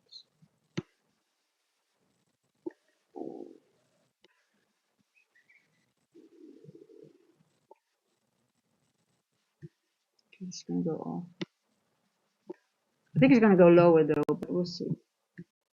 Yeah. Previous day high is in here. Yeah, I think it's going to be here. A little bit above.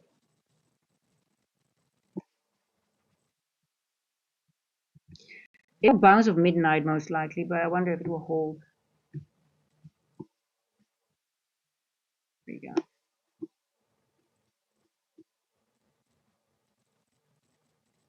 Order filled. I'm getting in with one micro only. Very tight stop loss. Bounce here.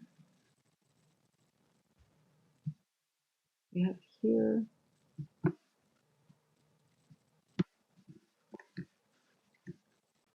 We're not going to go above this anymore now. I think this should be the width. The midpoint here.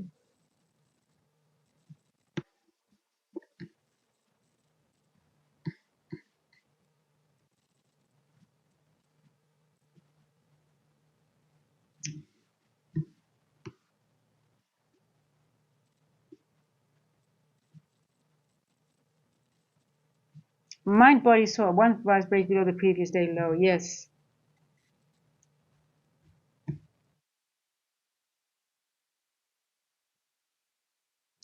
For me, it's important if we go below the event horizon. I think then the move will. I want to really. I might add one if I really see on the 5 minute a body close before the event horizon, because it's like ping pong, right? They go before end walk, event horizon, end walk, and see again it goes. It doesn't go below this event horizon. I really want to see a body close. Then I'm going to add. This is done its job. You're done. We have a value. We have a gap here as well. That should be around midnight. Let's see if it's going to test the.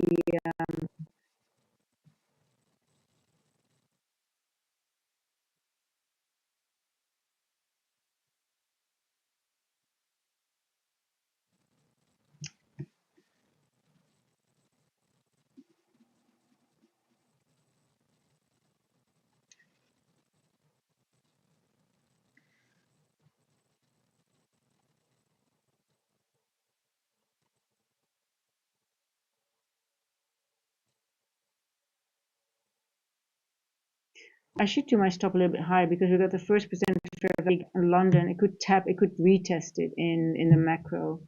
So that could be. So yeah. So this is going to be my stop. I need to adjust that. I wouldn't mind if it retests this little one here, but let's see which one is going to retest. I don't mind if it taps into this, but I just want just a wick touching it, but nothing else. So that could be, but if it goes below it, it invalidates the trade anyway. It's just not the time then. Because a macro could do that, right? The macro could have two way. It could go up for the one part and then go down. But let's see. I don't mind if it goes up into, but I want just a little tap into it. That would be a perfect. Then I might add.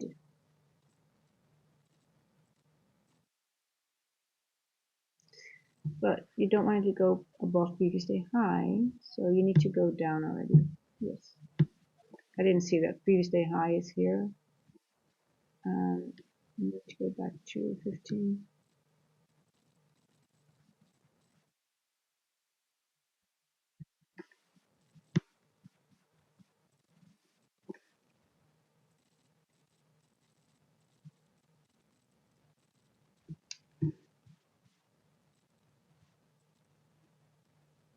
So the event horizon is always the midpoint between two end walks. It's automated on the you have the end walk, this one, it just calculates it automatically. It's always the midpoint.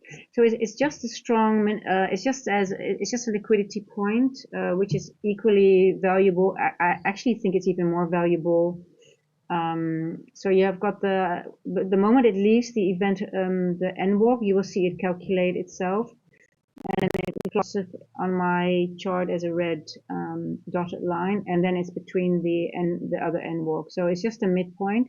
You will see it goes to that end walk, and when it leaves the end walk and if it goes down, it most likely will go to the event horizon and stall there. Either it stops, reverses there, or just gives a little bit of a move to the up or the downside, and then it could go further on. But it will give you some guidance. Sometimes it just goes through it when it already had a few stops before it. So you always have to look, okay, what's near my event horizon? If there's other PDRAs which have then it might just, and when it stalls above it, because that happens as well sometimes, and then you're like, okay, it's just 10 points away and it has already been consolidating for a long time. Sometimes it just goes through it, but if not, the event horizon is a very important point of liquidity. So I have it automated in that app, but I always use it, yes. Okay, so let's see what we are doing if we are going to tap into this one here. Well, if it goes over this London first presented, I'm out. Then I just want to, then it wants to do more to the upside, but I'm not going to stay in that trade then. I'll re-enter.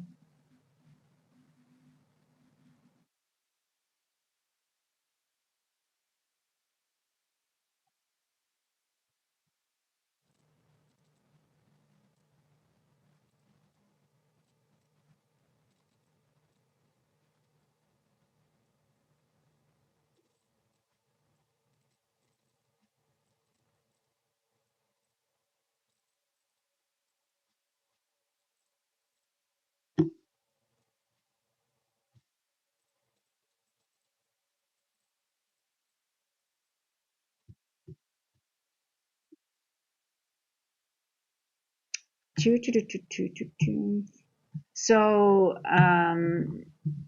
the small, I find it sometimes really, I mean, for me, those slower moves are more difficult than the, I mean, obviously, right, when you have the large distribution, the low resistance runs.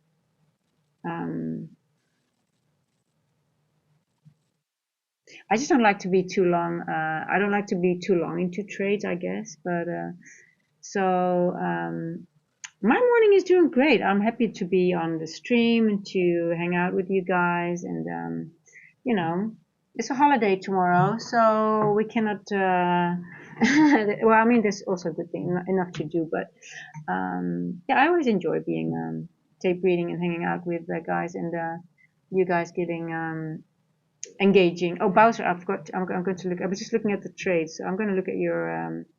That's why I like that I started Discord, because people can post things, and we can communicate better. For example, I don't know, Methor. If you're, I know you can't type at the moment, but if you're here, I'm going to check if you posted something in Discord. It's also good we have a Discord, because sometimes when things go wrong, people can still contact me.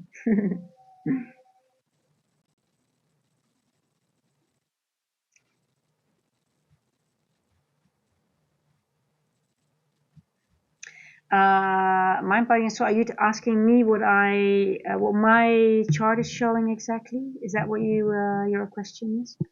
Let me quickly have a look.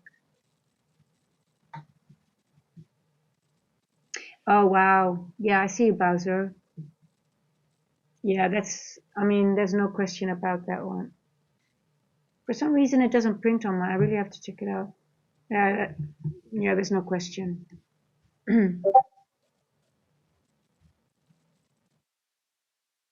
Okay, let me get into that.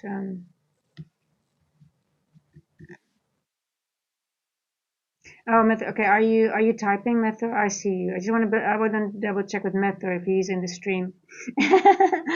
But he can't. Apparently, he can't type. If everyone knows why that is, he's typing, but I didn't block him. I did not hide his things, but his messages doesn't come through. And YouTube. Okay. Okay, gotcha. Well, okay. If anyone knows why that's happening, because it's really weird. But anyway, maybe the chat can give some light on that, because I did not block him. He was the OG. He's one of the first. Yeah.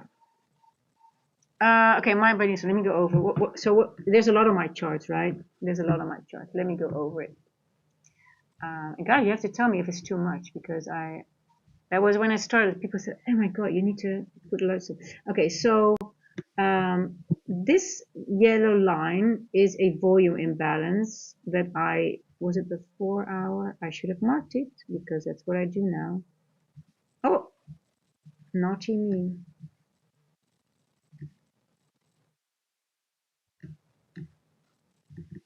Naughty me. So this was this volume imbalance that I marked in the beginning of the stream. I said, even though it's here, it could still use it as a point of where things could reject. So that was right over here. And as you could see, it rejected exactly there, right? So, and then this one is also every 4 hour candle. What I noticed was the following. Let me get back to the 4 hour. I noticed that every 4 hour candle had a little bit of gap here, and we had one here as well. So I mark all of them. So these are all this 4 hour volume. So I use a lot in the 4 hours. So I'm happy that Bowser, he showed me the 4 hour SMT. I need to find something to get better SMT with without having to look at, because if I'm streaming, I don't have the time and I forget about it. So I appreciate that, because that gives me the confidence that we're really going down now. So the 4 hour volume imbalances and the SMT, when you can combine that with this volume imbalance, if I would have seen the 4 hour SMT, I would have been already in and I would have stayed in. I would not have gotten out of that trade at all. So that's what you see. Then the gradients is from the daily. That's the wick. That's on ICT's latest videos. I mean, guys, he's lifting the veil there, how to use them. And I started using, I used the wicks on the on the rejection blocks already, but now I'm starting to use them as he is teaching it. So this is that wick. So all the gradients are here, right? So we worked our way up and we rejected, and now we're going down. And as you can see on the 15-minute, the red line is the 1/3, the blue lines are the quarters. So we are now below the 1/3, and we went up. We just tapped over the 25% into this volume imbalance, and now we are rejecting from it. And we have 4-hour SMT. It's just taking its time. Now, so these green boxes are the N walks. And why do I put the N walks on? Because then I also have the event horizons. And the event horizon, where is my, so that's annoying. It doesn't print at the moment for some reason. But I can calculate it very quickly. So the event horizon is just the midpoint between these two. So it's right over here. Now, for me, it's important that price goes below it and we have a body low, because then I have more. Then we are most likely, if we don't have any other very important PDA right here, to go to the next N walk, because there's N walks are magnets, as are event horizons, but we still have this wick here, but we already rejected in this wick when we went down that move here, right? So I'm okay to have a trade on now because we already used this volume imbalance. So let's see if we get into this order block, and then this one becomes our breaker, right? Then suppose you're going to miss this trade, which could be, I mean, people are not in this trade, then you just wait for the retest of this area, which will come later on, and then we'll have another move down, right? So it doesn't matter if you are going to miss large distribution. So we're going to get a new 4-hour candle, the 4-hour candle, 1-hour candle. We got some volatility coming in, and look at this now. Now it's so bearish. I want to look at ES quickly. Why is my 4-hour not printing? It's annoying. See?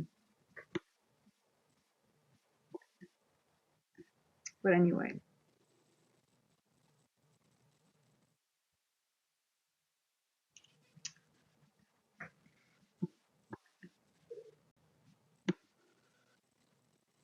I'm not moving my stop because the 4 hours coming in and we could have a little spike to the upside. I just want to make sure that I don't get stopped out. So I'm not moving my stop yet.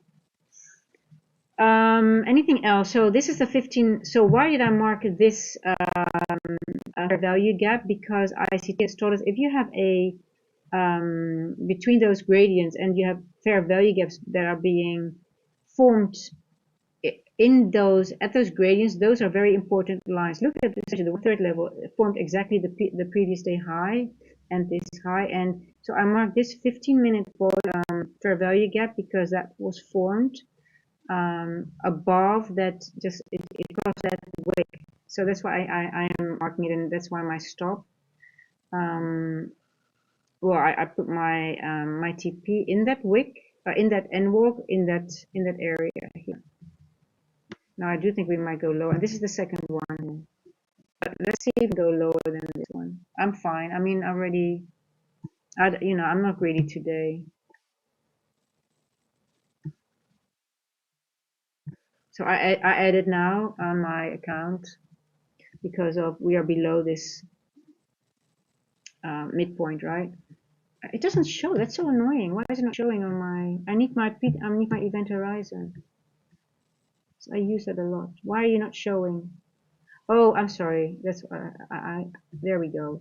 My mistake. I'm yelling at poor event horizon. He was all there. I just switched him off by accident. I'm sorry, event horizon. You know I love you.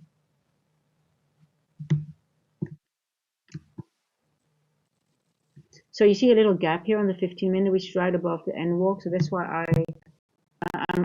I feel confident enough to put my TP here using the 350 to 410 macro.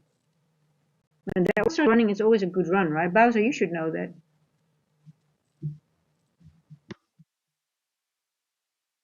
There we go. Mm, mm, mm. Run, baby, run. Go further. We need more.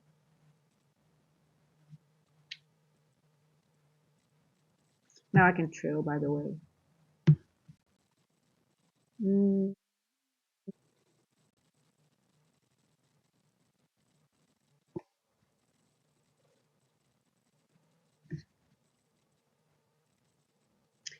go, go, go. So I'm aiming for this little gap here and the end wall.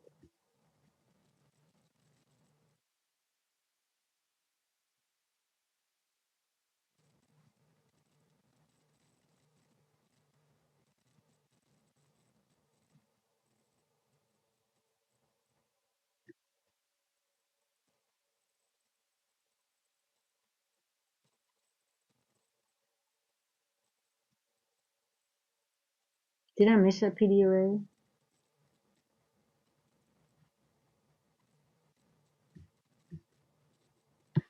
Okay, I think I have to be careful because I marked this with a reason, so this might be it for now. Yeah, see, I'm getting out.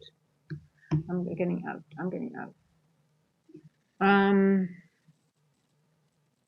yeah, I'm gonna leave it on because I need to journal this because I put my I'm out of my account. I made my profit, but so I marked the whole I marked the whole the value gap because this might not be hit now, right? I just want to see that, and I didn't want to move my stop this far, but I can't get stopped out. I made a mistake. So this is something I really have to work on my trailing, and it's so stupid that I put it below the. I'm not going to move it because I moved it. I cannot touch it anymore. If I stopped out, I'm stopped out. Then it's just a matter of a. But look, I put it about below a gap, which is here exactly above a wick. So I'm asking to be stopped out, and it will be in profit. But sometimes I have a 5 to 8 hour trade, and then I get stopped out with. It's still a winning trade, but then it's just 3 hours. It's so unnecessary. Okay, now we're below it. Okay.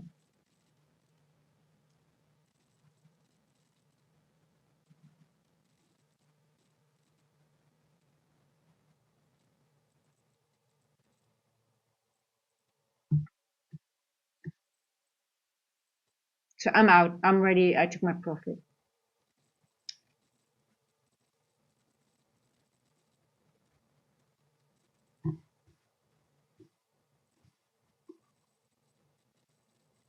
Yeah, you took it to midnight. See, I know that mine was a little bit too um exactly this. Where is this one? This one is here. I was thinking, should I put it on the line? But no, I think it's gonna run here because we already mitigated this one here, and um,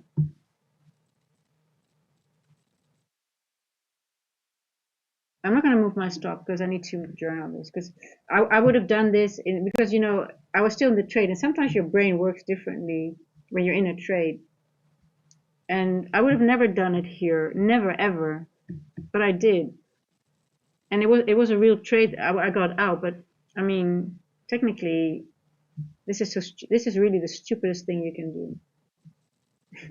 I hope I'm being stopped out, to be honest, so I can. What not to do? Do not put your TP.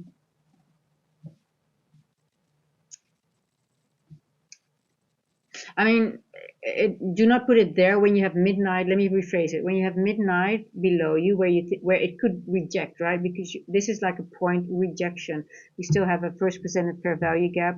When it really starts running, of course you can put it there, but not when there's midnight here. Not when there is another first presented fair value gap of the midnight area here. Not when you have the entrance of a new the 15-minute fair value gap because it could just tap into it and go back up, right? Um, it looks like it will go down now because we're below everything, but it could just tap into midnight and just go back up and just maybe go in consolidation here and go up. So Bowser did the right thing. He took it to midnight. Um,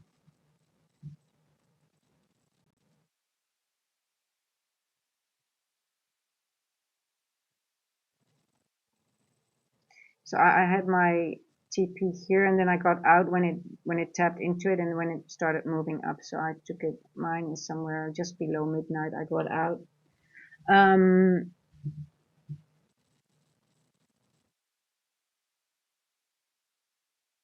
Yeah, I actually also always never disregard midnight, to be honest. Um, it's midnight. This one was here, here.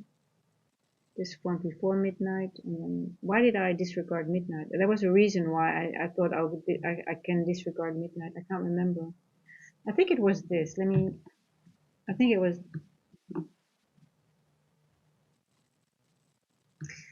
the reason why I disregarded midnight was because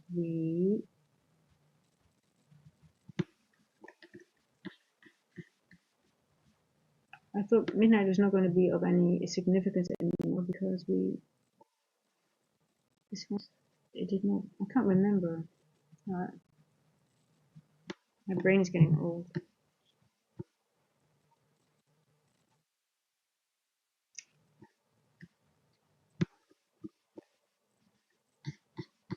If I'm not being stopped out here, that's just luck, to be honest. Right, Bowser? You agree with me, right?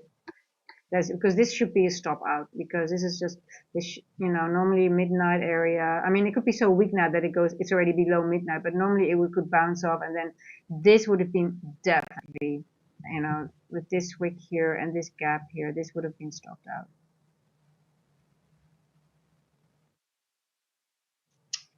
And you will learn most of your mistakes and your losses.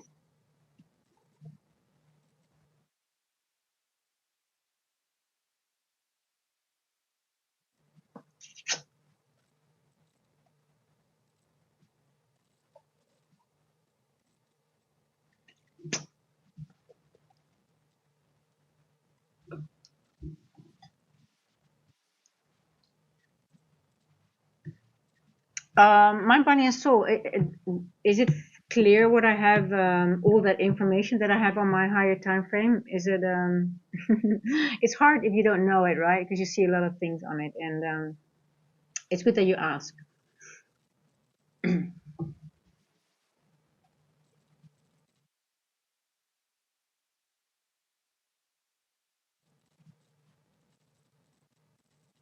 Okay, so it's using the full macro. So sometimes at 3 past, or it could, when you have a macro starting at 3:53, it could end already at 3 past 4, for example, because I just noticed that those times sometimes really align, especially around this area. So I was looking already here, and when it spiked up, I was like, okay, let's see. But because it was very weak though. But only at 3 past, especially when it starts running at 53-ish, you have to be careful when it starts stalling. But in this case, I guess because we stayed below midnight, it's an interesting one to see.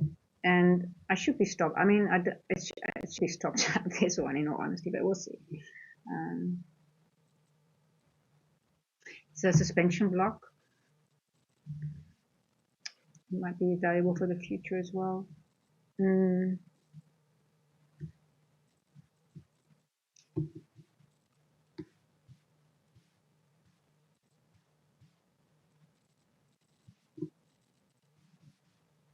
interesting. Interesting.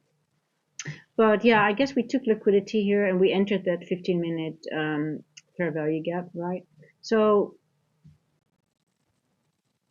I guess it really works identifying those that cross um, those levels.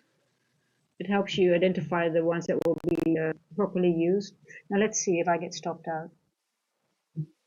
Okay, it's 4:10 now.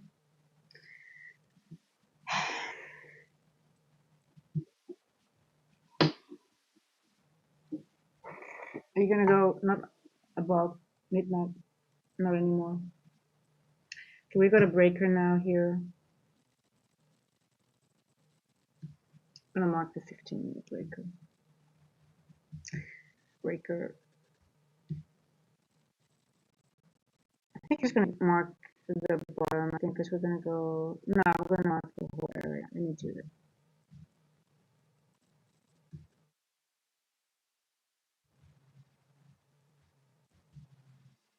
You're going to go blue. I'm going to make you,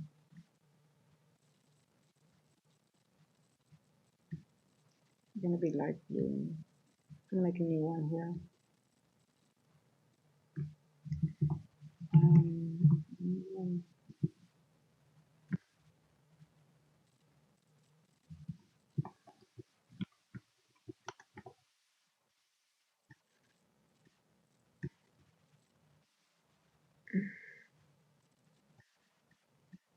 this will come in handy later today. Maybe not now, but it will be of some significance.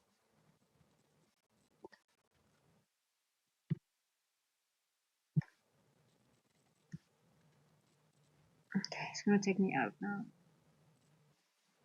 Let's screenshot this.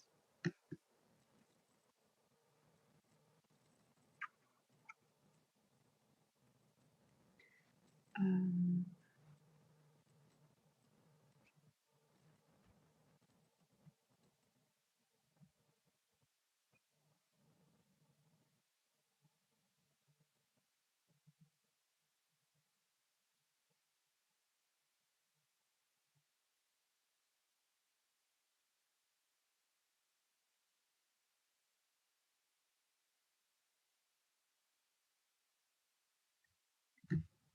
so you see we created another fair value gap, 15-minute one here.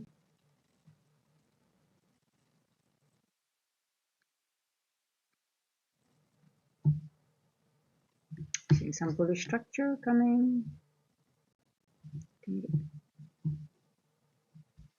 So if it does go up, I mean, this is just such a, this is just too, it's just gonna go take out that.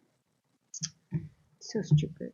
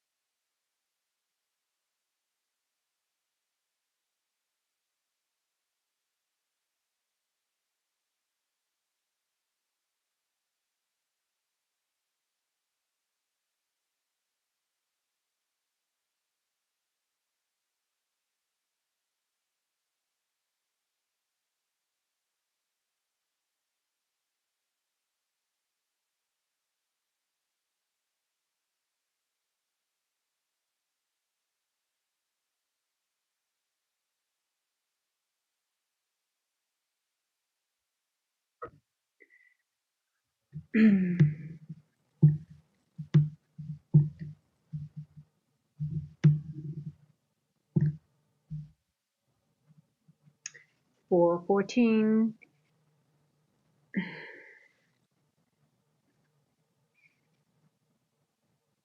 noticed on it was 2 days ago as well that 415 sometimes gives a spike as well. Let's see what happens if it happens today as well. If 415 will take me out.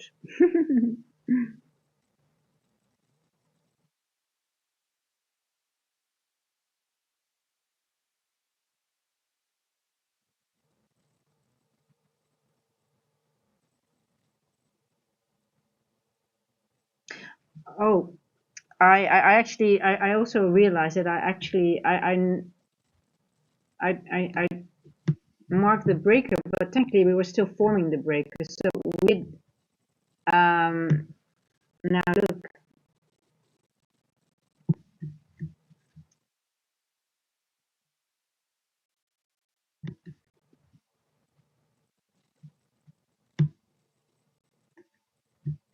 we actually did not form the breaker with with this candle because we did not have a close below it. The close was above it. So technically it's not, we're going down now, but technically this candle did not activate that breaker.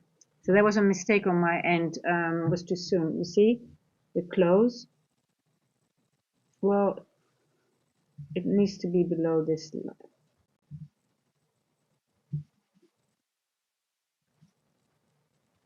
For a proper breaker, you need the close to be below the low. Some people abuse the close, but I just noticed it. I just don't trust it as much. I use really the bottom of the wick, and so for me, like you see, it has not been activated yet. I said it was, but it was not. It's a potential breaker, and now, but you need the body needs to be below, the close needs to be below this one. And let's see if because I'm almost sure I'm about to take it. I'm leaving it here, to you know, to show the mistakes that I make. And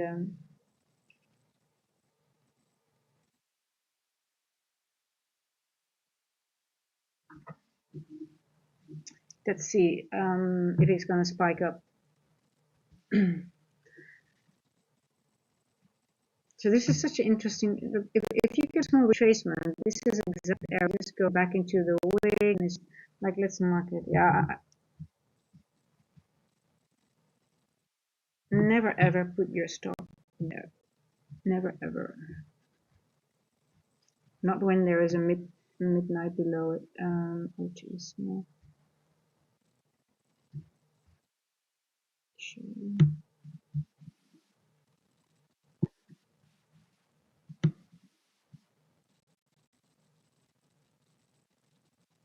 So when you get a small retracement, right? What's the optimal? What's the OTE zone?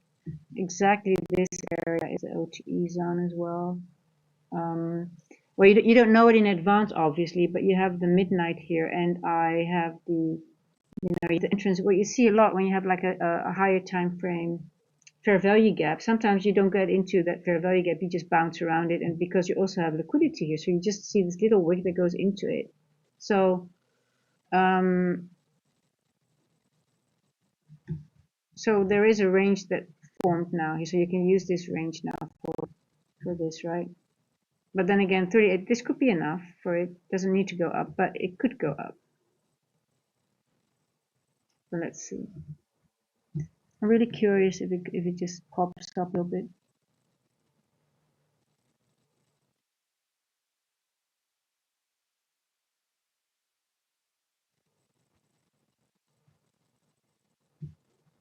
It goes into this fair value gap before going further down. So if it goes back into this 15-minute fair value gap, it will take this one out. But it looks like the 4 o'clock is a nice barrier. I love the 4 o'clock.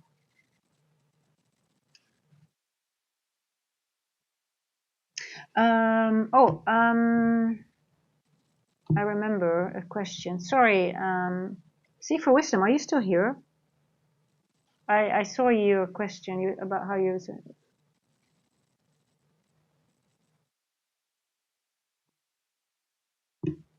Are you still here, Seek for Wisdom? Because let me know.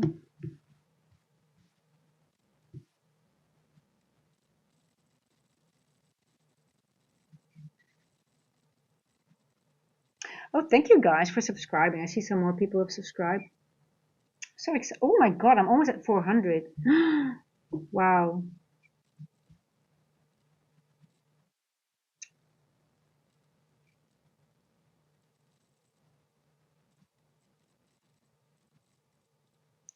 So you can see the 4 o'clock on my screen, right?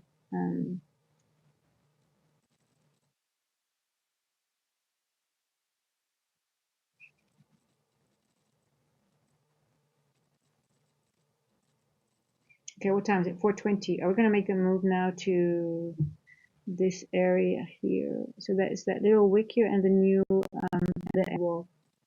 Yeah. Yeah, I'm not stopped out, but anyway, guys, this is not a good. I think that's clear now, right? It's just being lucky.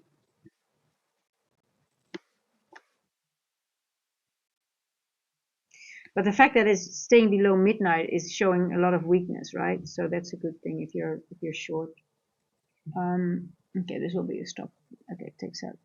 There we go. Oh, there we go. Okay, that's done. Okay, well, it did go to that level, and I guess we're going low now. I think it's so weak that it's just going to drop. It's just going to drop.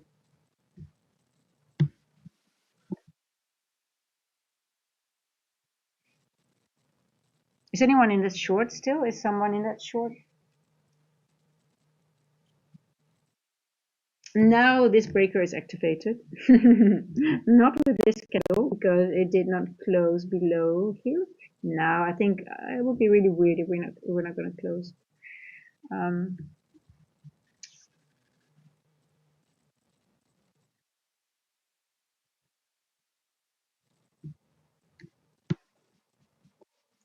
Event horizon is the new event horizon because we have crossed the end walk. The next, oh, we're going back into it. Okay, you can see the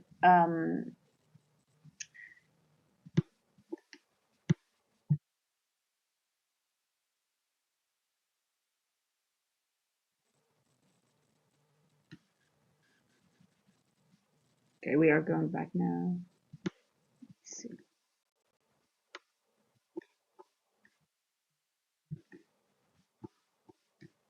Go to the 5 minute view. I want to see Asia. What are we doing?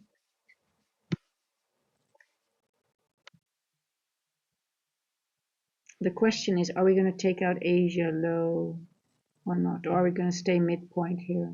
So we've got a wick here, the fair value gap here.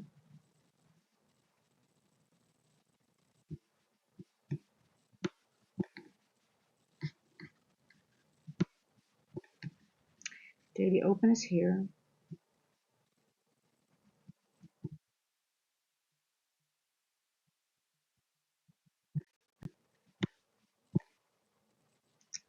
Hey, Dottie K, how are you doing? Have you been trading this morning?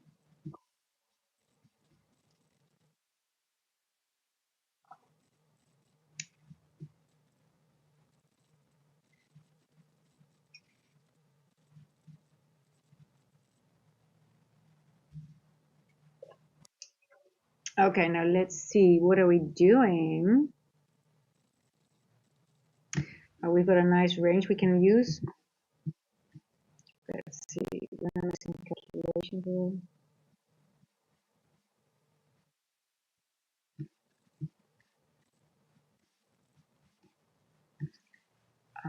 Everything. We just.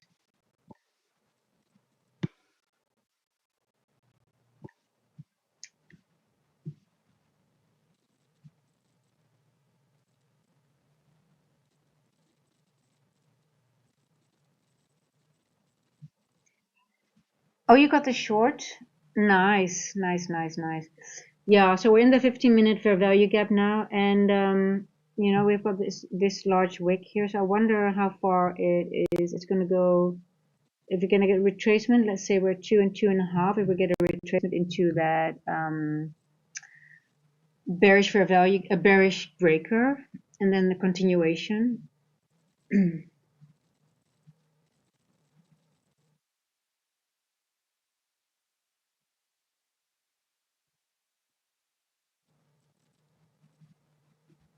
What was the time?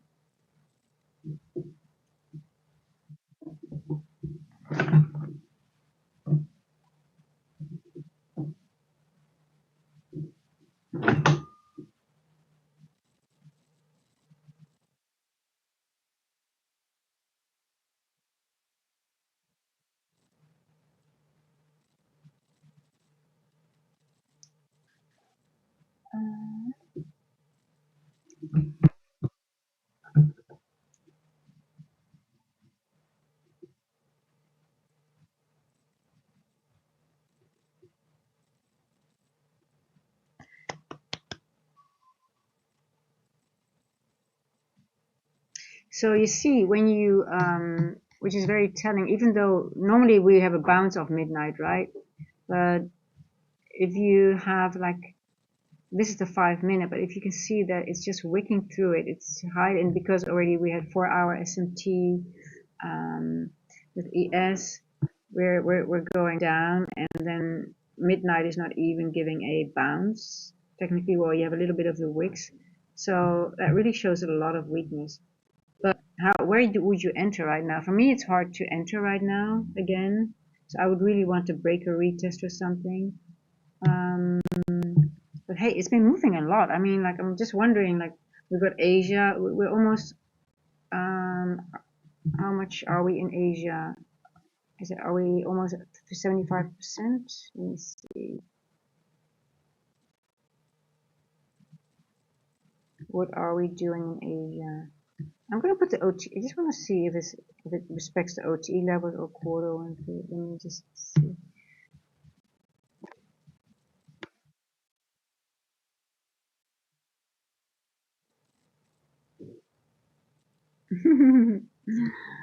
Okay, almost at 75%. So I wonder if it is going to go into the whole Asia, or it's going to reject here a bit. Because we hit the an N walk in that area, which is of fairly importance, right? Because it's this fairly gaps that way, so we might have a little bit of an area of rest here. Let's see. Hey, Ajay Menon, thank you for your compliment. That is such a nice thing to hear. Well, I mean, I enjoy doing it, and you guys make it fun for me to do. So I'm just literally doing what I would do, well, what I would do by myself, but I wouldn't talk so much by myself, I guess. But it helps me as well because I go over things and like, oh shit, I just did say that and I did that. And yeah, and if I do things that now I cannot hide from accountability, right? Because it's all on stream. That's where you guys come in. But hey, I learn a lot as well by doing this. So I'm very grateful for everything that's going on, and I'm very grateful for all you guys' support. So there's also a Discord if you want to join. Still in the beginning stages, but also trying to find a way how to really build a community and communicate outside the stream. So it's still in the baby phases, and we haven't really done any get-togethers, but I hope that will be soon. Yeah, and making it educational and fun. Like I said, I think that word trade-attainment is a real thing. I think that's something that came up with since the prop firms are doing those YouTube sessions as well, right? So I think they call that it falls under the new category, trade-attainment. But if I can pronounce your name, Ajay Menon. Yeah, I'm here every day, London, and I do New York as well. So hope to see you again.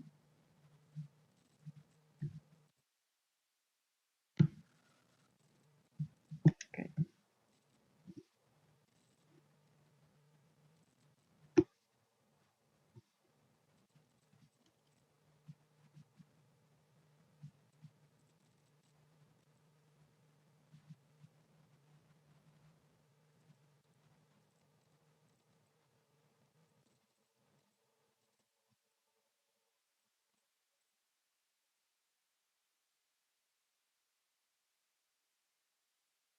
Now, actually, I do hope, guys, that we go into consolidation a little bit. Why? So then at least we have some nice price action in the morning session. Yeah, I do hope that, because if we don't, if we keep on going, then what do we have? Then it might not do a lot. But I'm actually still bullish for the. Let me go. Maybe there are some new people here. My apologies for the ones who heard me say this, but bias for today. Oh shit! I need to do this here. So I noticed on the daily with this end walk, there's a lot on my screen, so bear with me. We've only had on the daily only buy side going through the end walk. So what's lacking in this area is only at sell side. What is lacking? So I'm just wondering if this daily candle, if we're going to go over and at least still, well, it should be over the midpoint, because if we go to the 4-hour here, the 4-hour, we have only lack of buy side in the top. So I think once we get into it, I think there's a high probability that we are going to go through, because this upper half is the area where we lack the buy side, not the bottom one. So once we get into it, I'm thinking, we already wicked into it. So I think we're just retracing now to go back up. So my bias for today, and because tomorrow is a holiday, right? Yeah. That we might start filling this end walk, which is, it's not that many points. I mean, 318, and we're just going, maybe even just, oh, look, we've got a 4-hour suspension block. I don't know who's following ICT, by the way. Oh, I see another one. I'm going to mark here. Hold on. A volume imbalance. I'm just going to mark it if it does go further down. Hey guys, I hope this stream has showcased how important these volume imbalances are. Here, this old one, where did we tap into? Boom, where did we drop off to? Whoa, exactly. So yes, even this one here, it's not near the candle, it's an old one, but this is an old one too. But where did we go? Exactly, right? So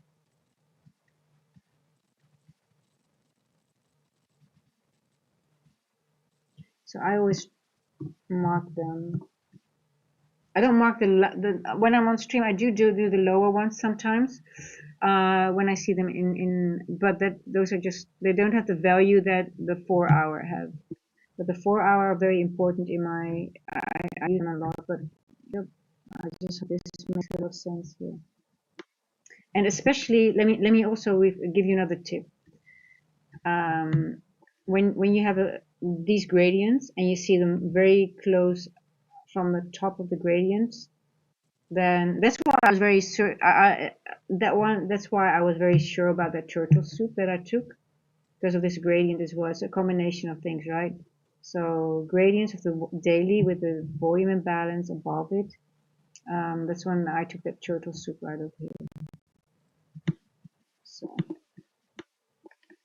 that was part of the analysis. I don't think I don't know if I said that really clearly, but yeah.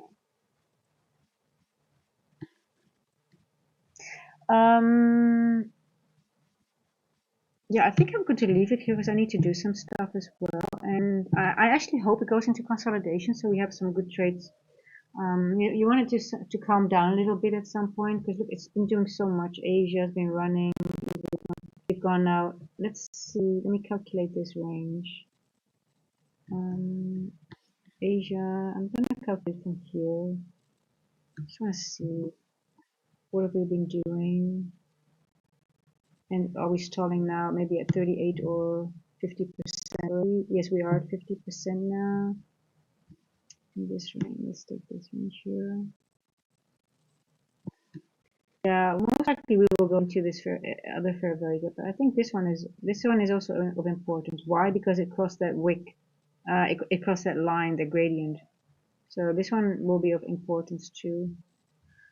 So we've got some room to the downside, but I think we have time. I mean, there's so much.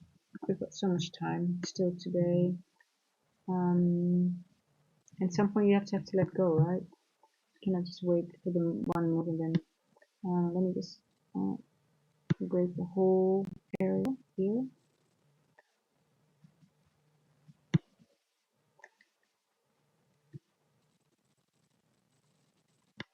Technically, it should be like this.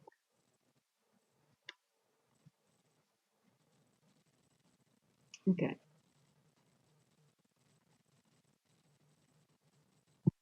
Yeah, okay. So I guess this is the max to the downside, maybe even here. Let's see. 152. Yeah, we've got. I mean, there was. I think there's enough. We'll have enough today to do. I think. I hope. I hope. Let me put it that way, because obviously they don't have to do anything. They can just hold it and do it the rest next week, right? Any questions, guys? Any questions before I close the stream? Any comments you want to share, or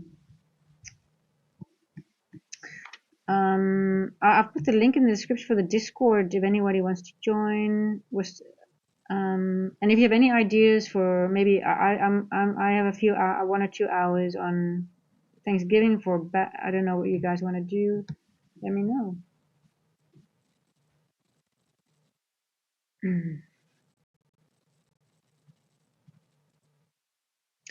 Oh my God, guys! I'm so excited. I mean, so many people subscribed today. I'm so honored. I really am.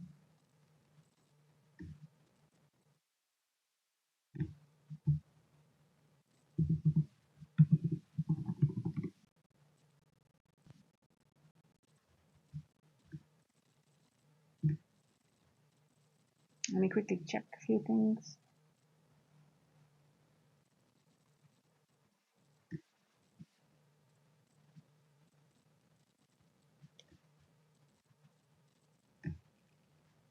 No questions.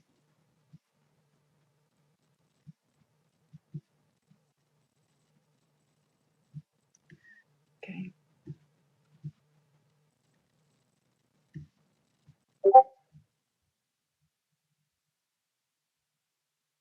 Let me see if there's anything in the Discord. So apparently, there's some people that cannot communicate in the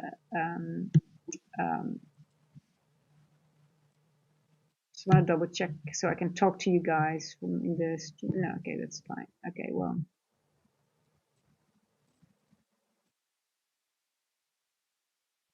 Okay, guys. I see there's no questions left. No.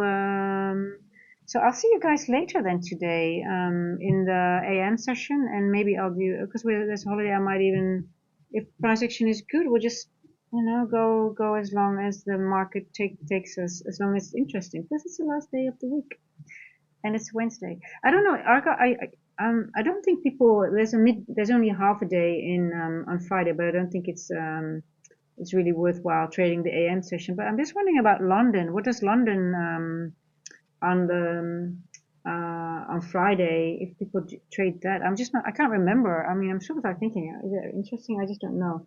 But so I think it's actually the last day today, and then 2 days off. But I'm just wondering about the London on Friday because there's a half day on also for the futures market, which I don't recommend to trade, but I was just thinking like, hey, are people trading the London session on Friday? But yeah, I hope to get some feedback out of that. So guys, thank you again, and I'll see you guys later. Enjoy. I have sun here, so I'm going to enjoy the day a little bit. And thank you again. I really, really appreciate you guys. Thank you. I'm really humbled. I can't say it enough. So thank you, and see you guys later, and stay safe.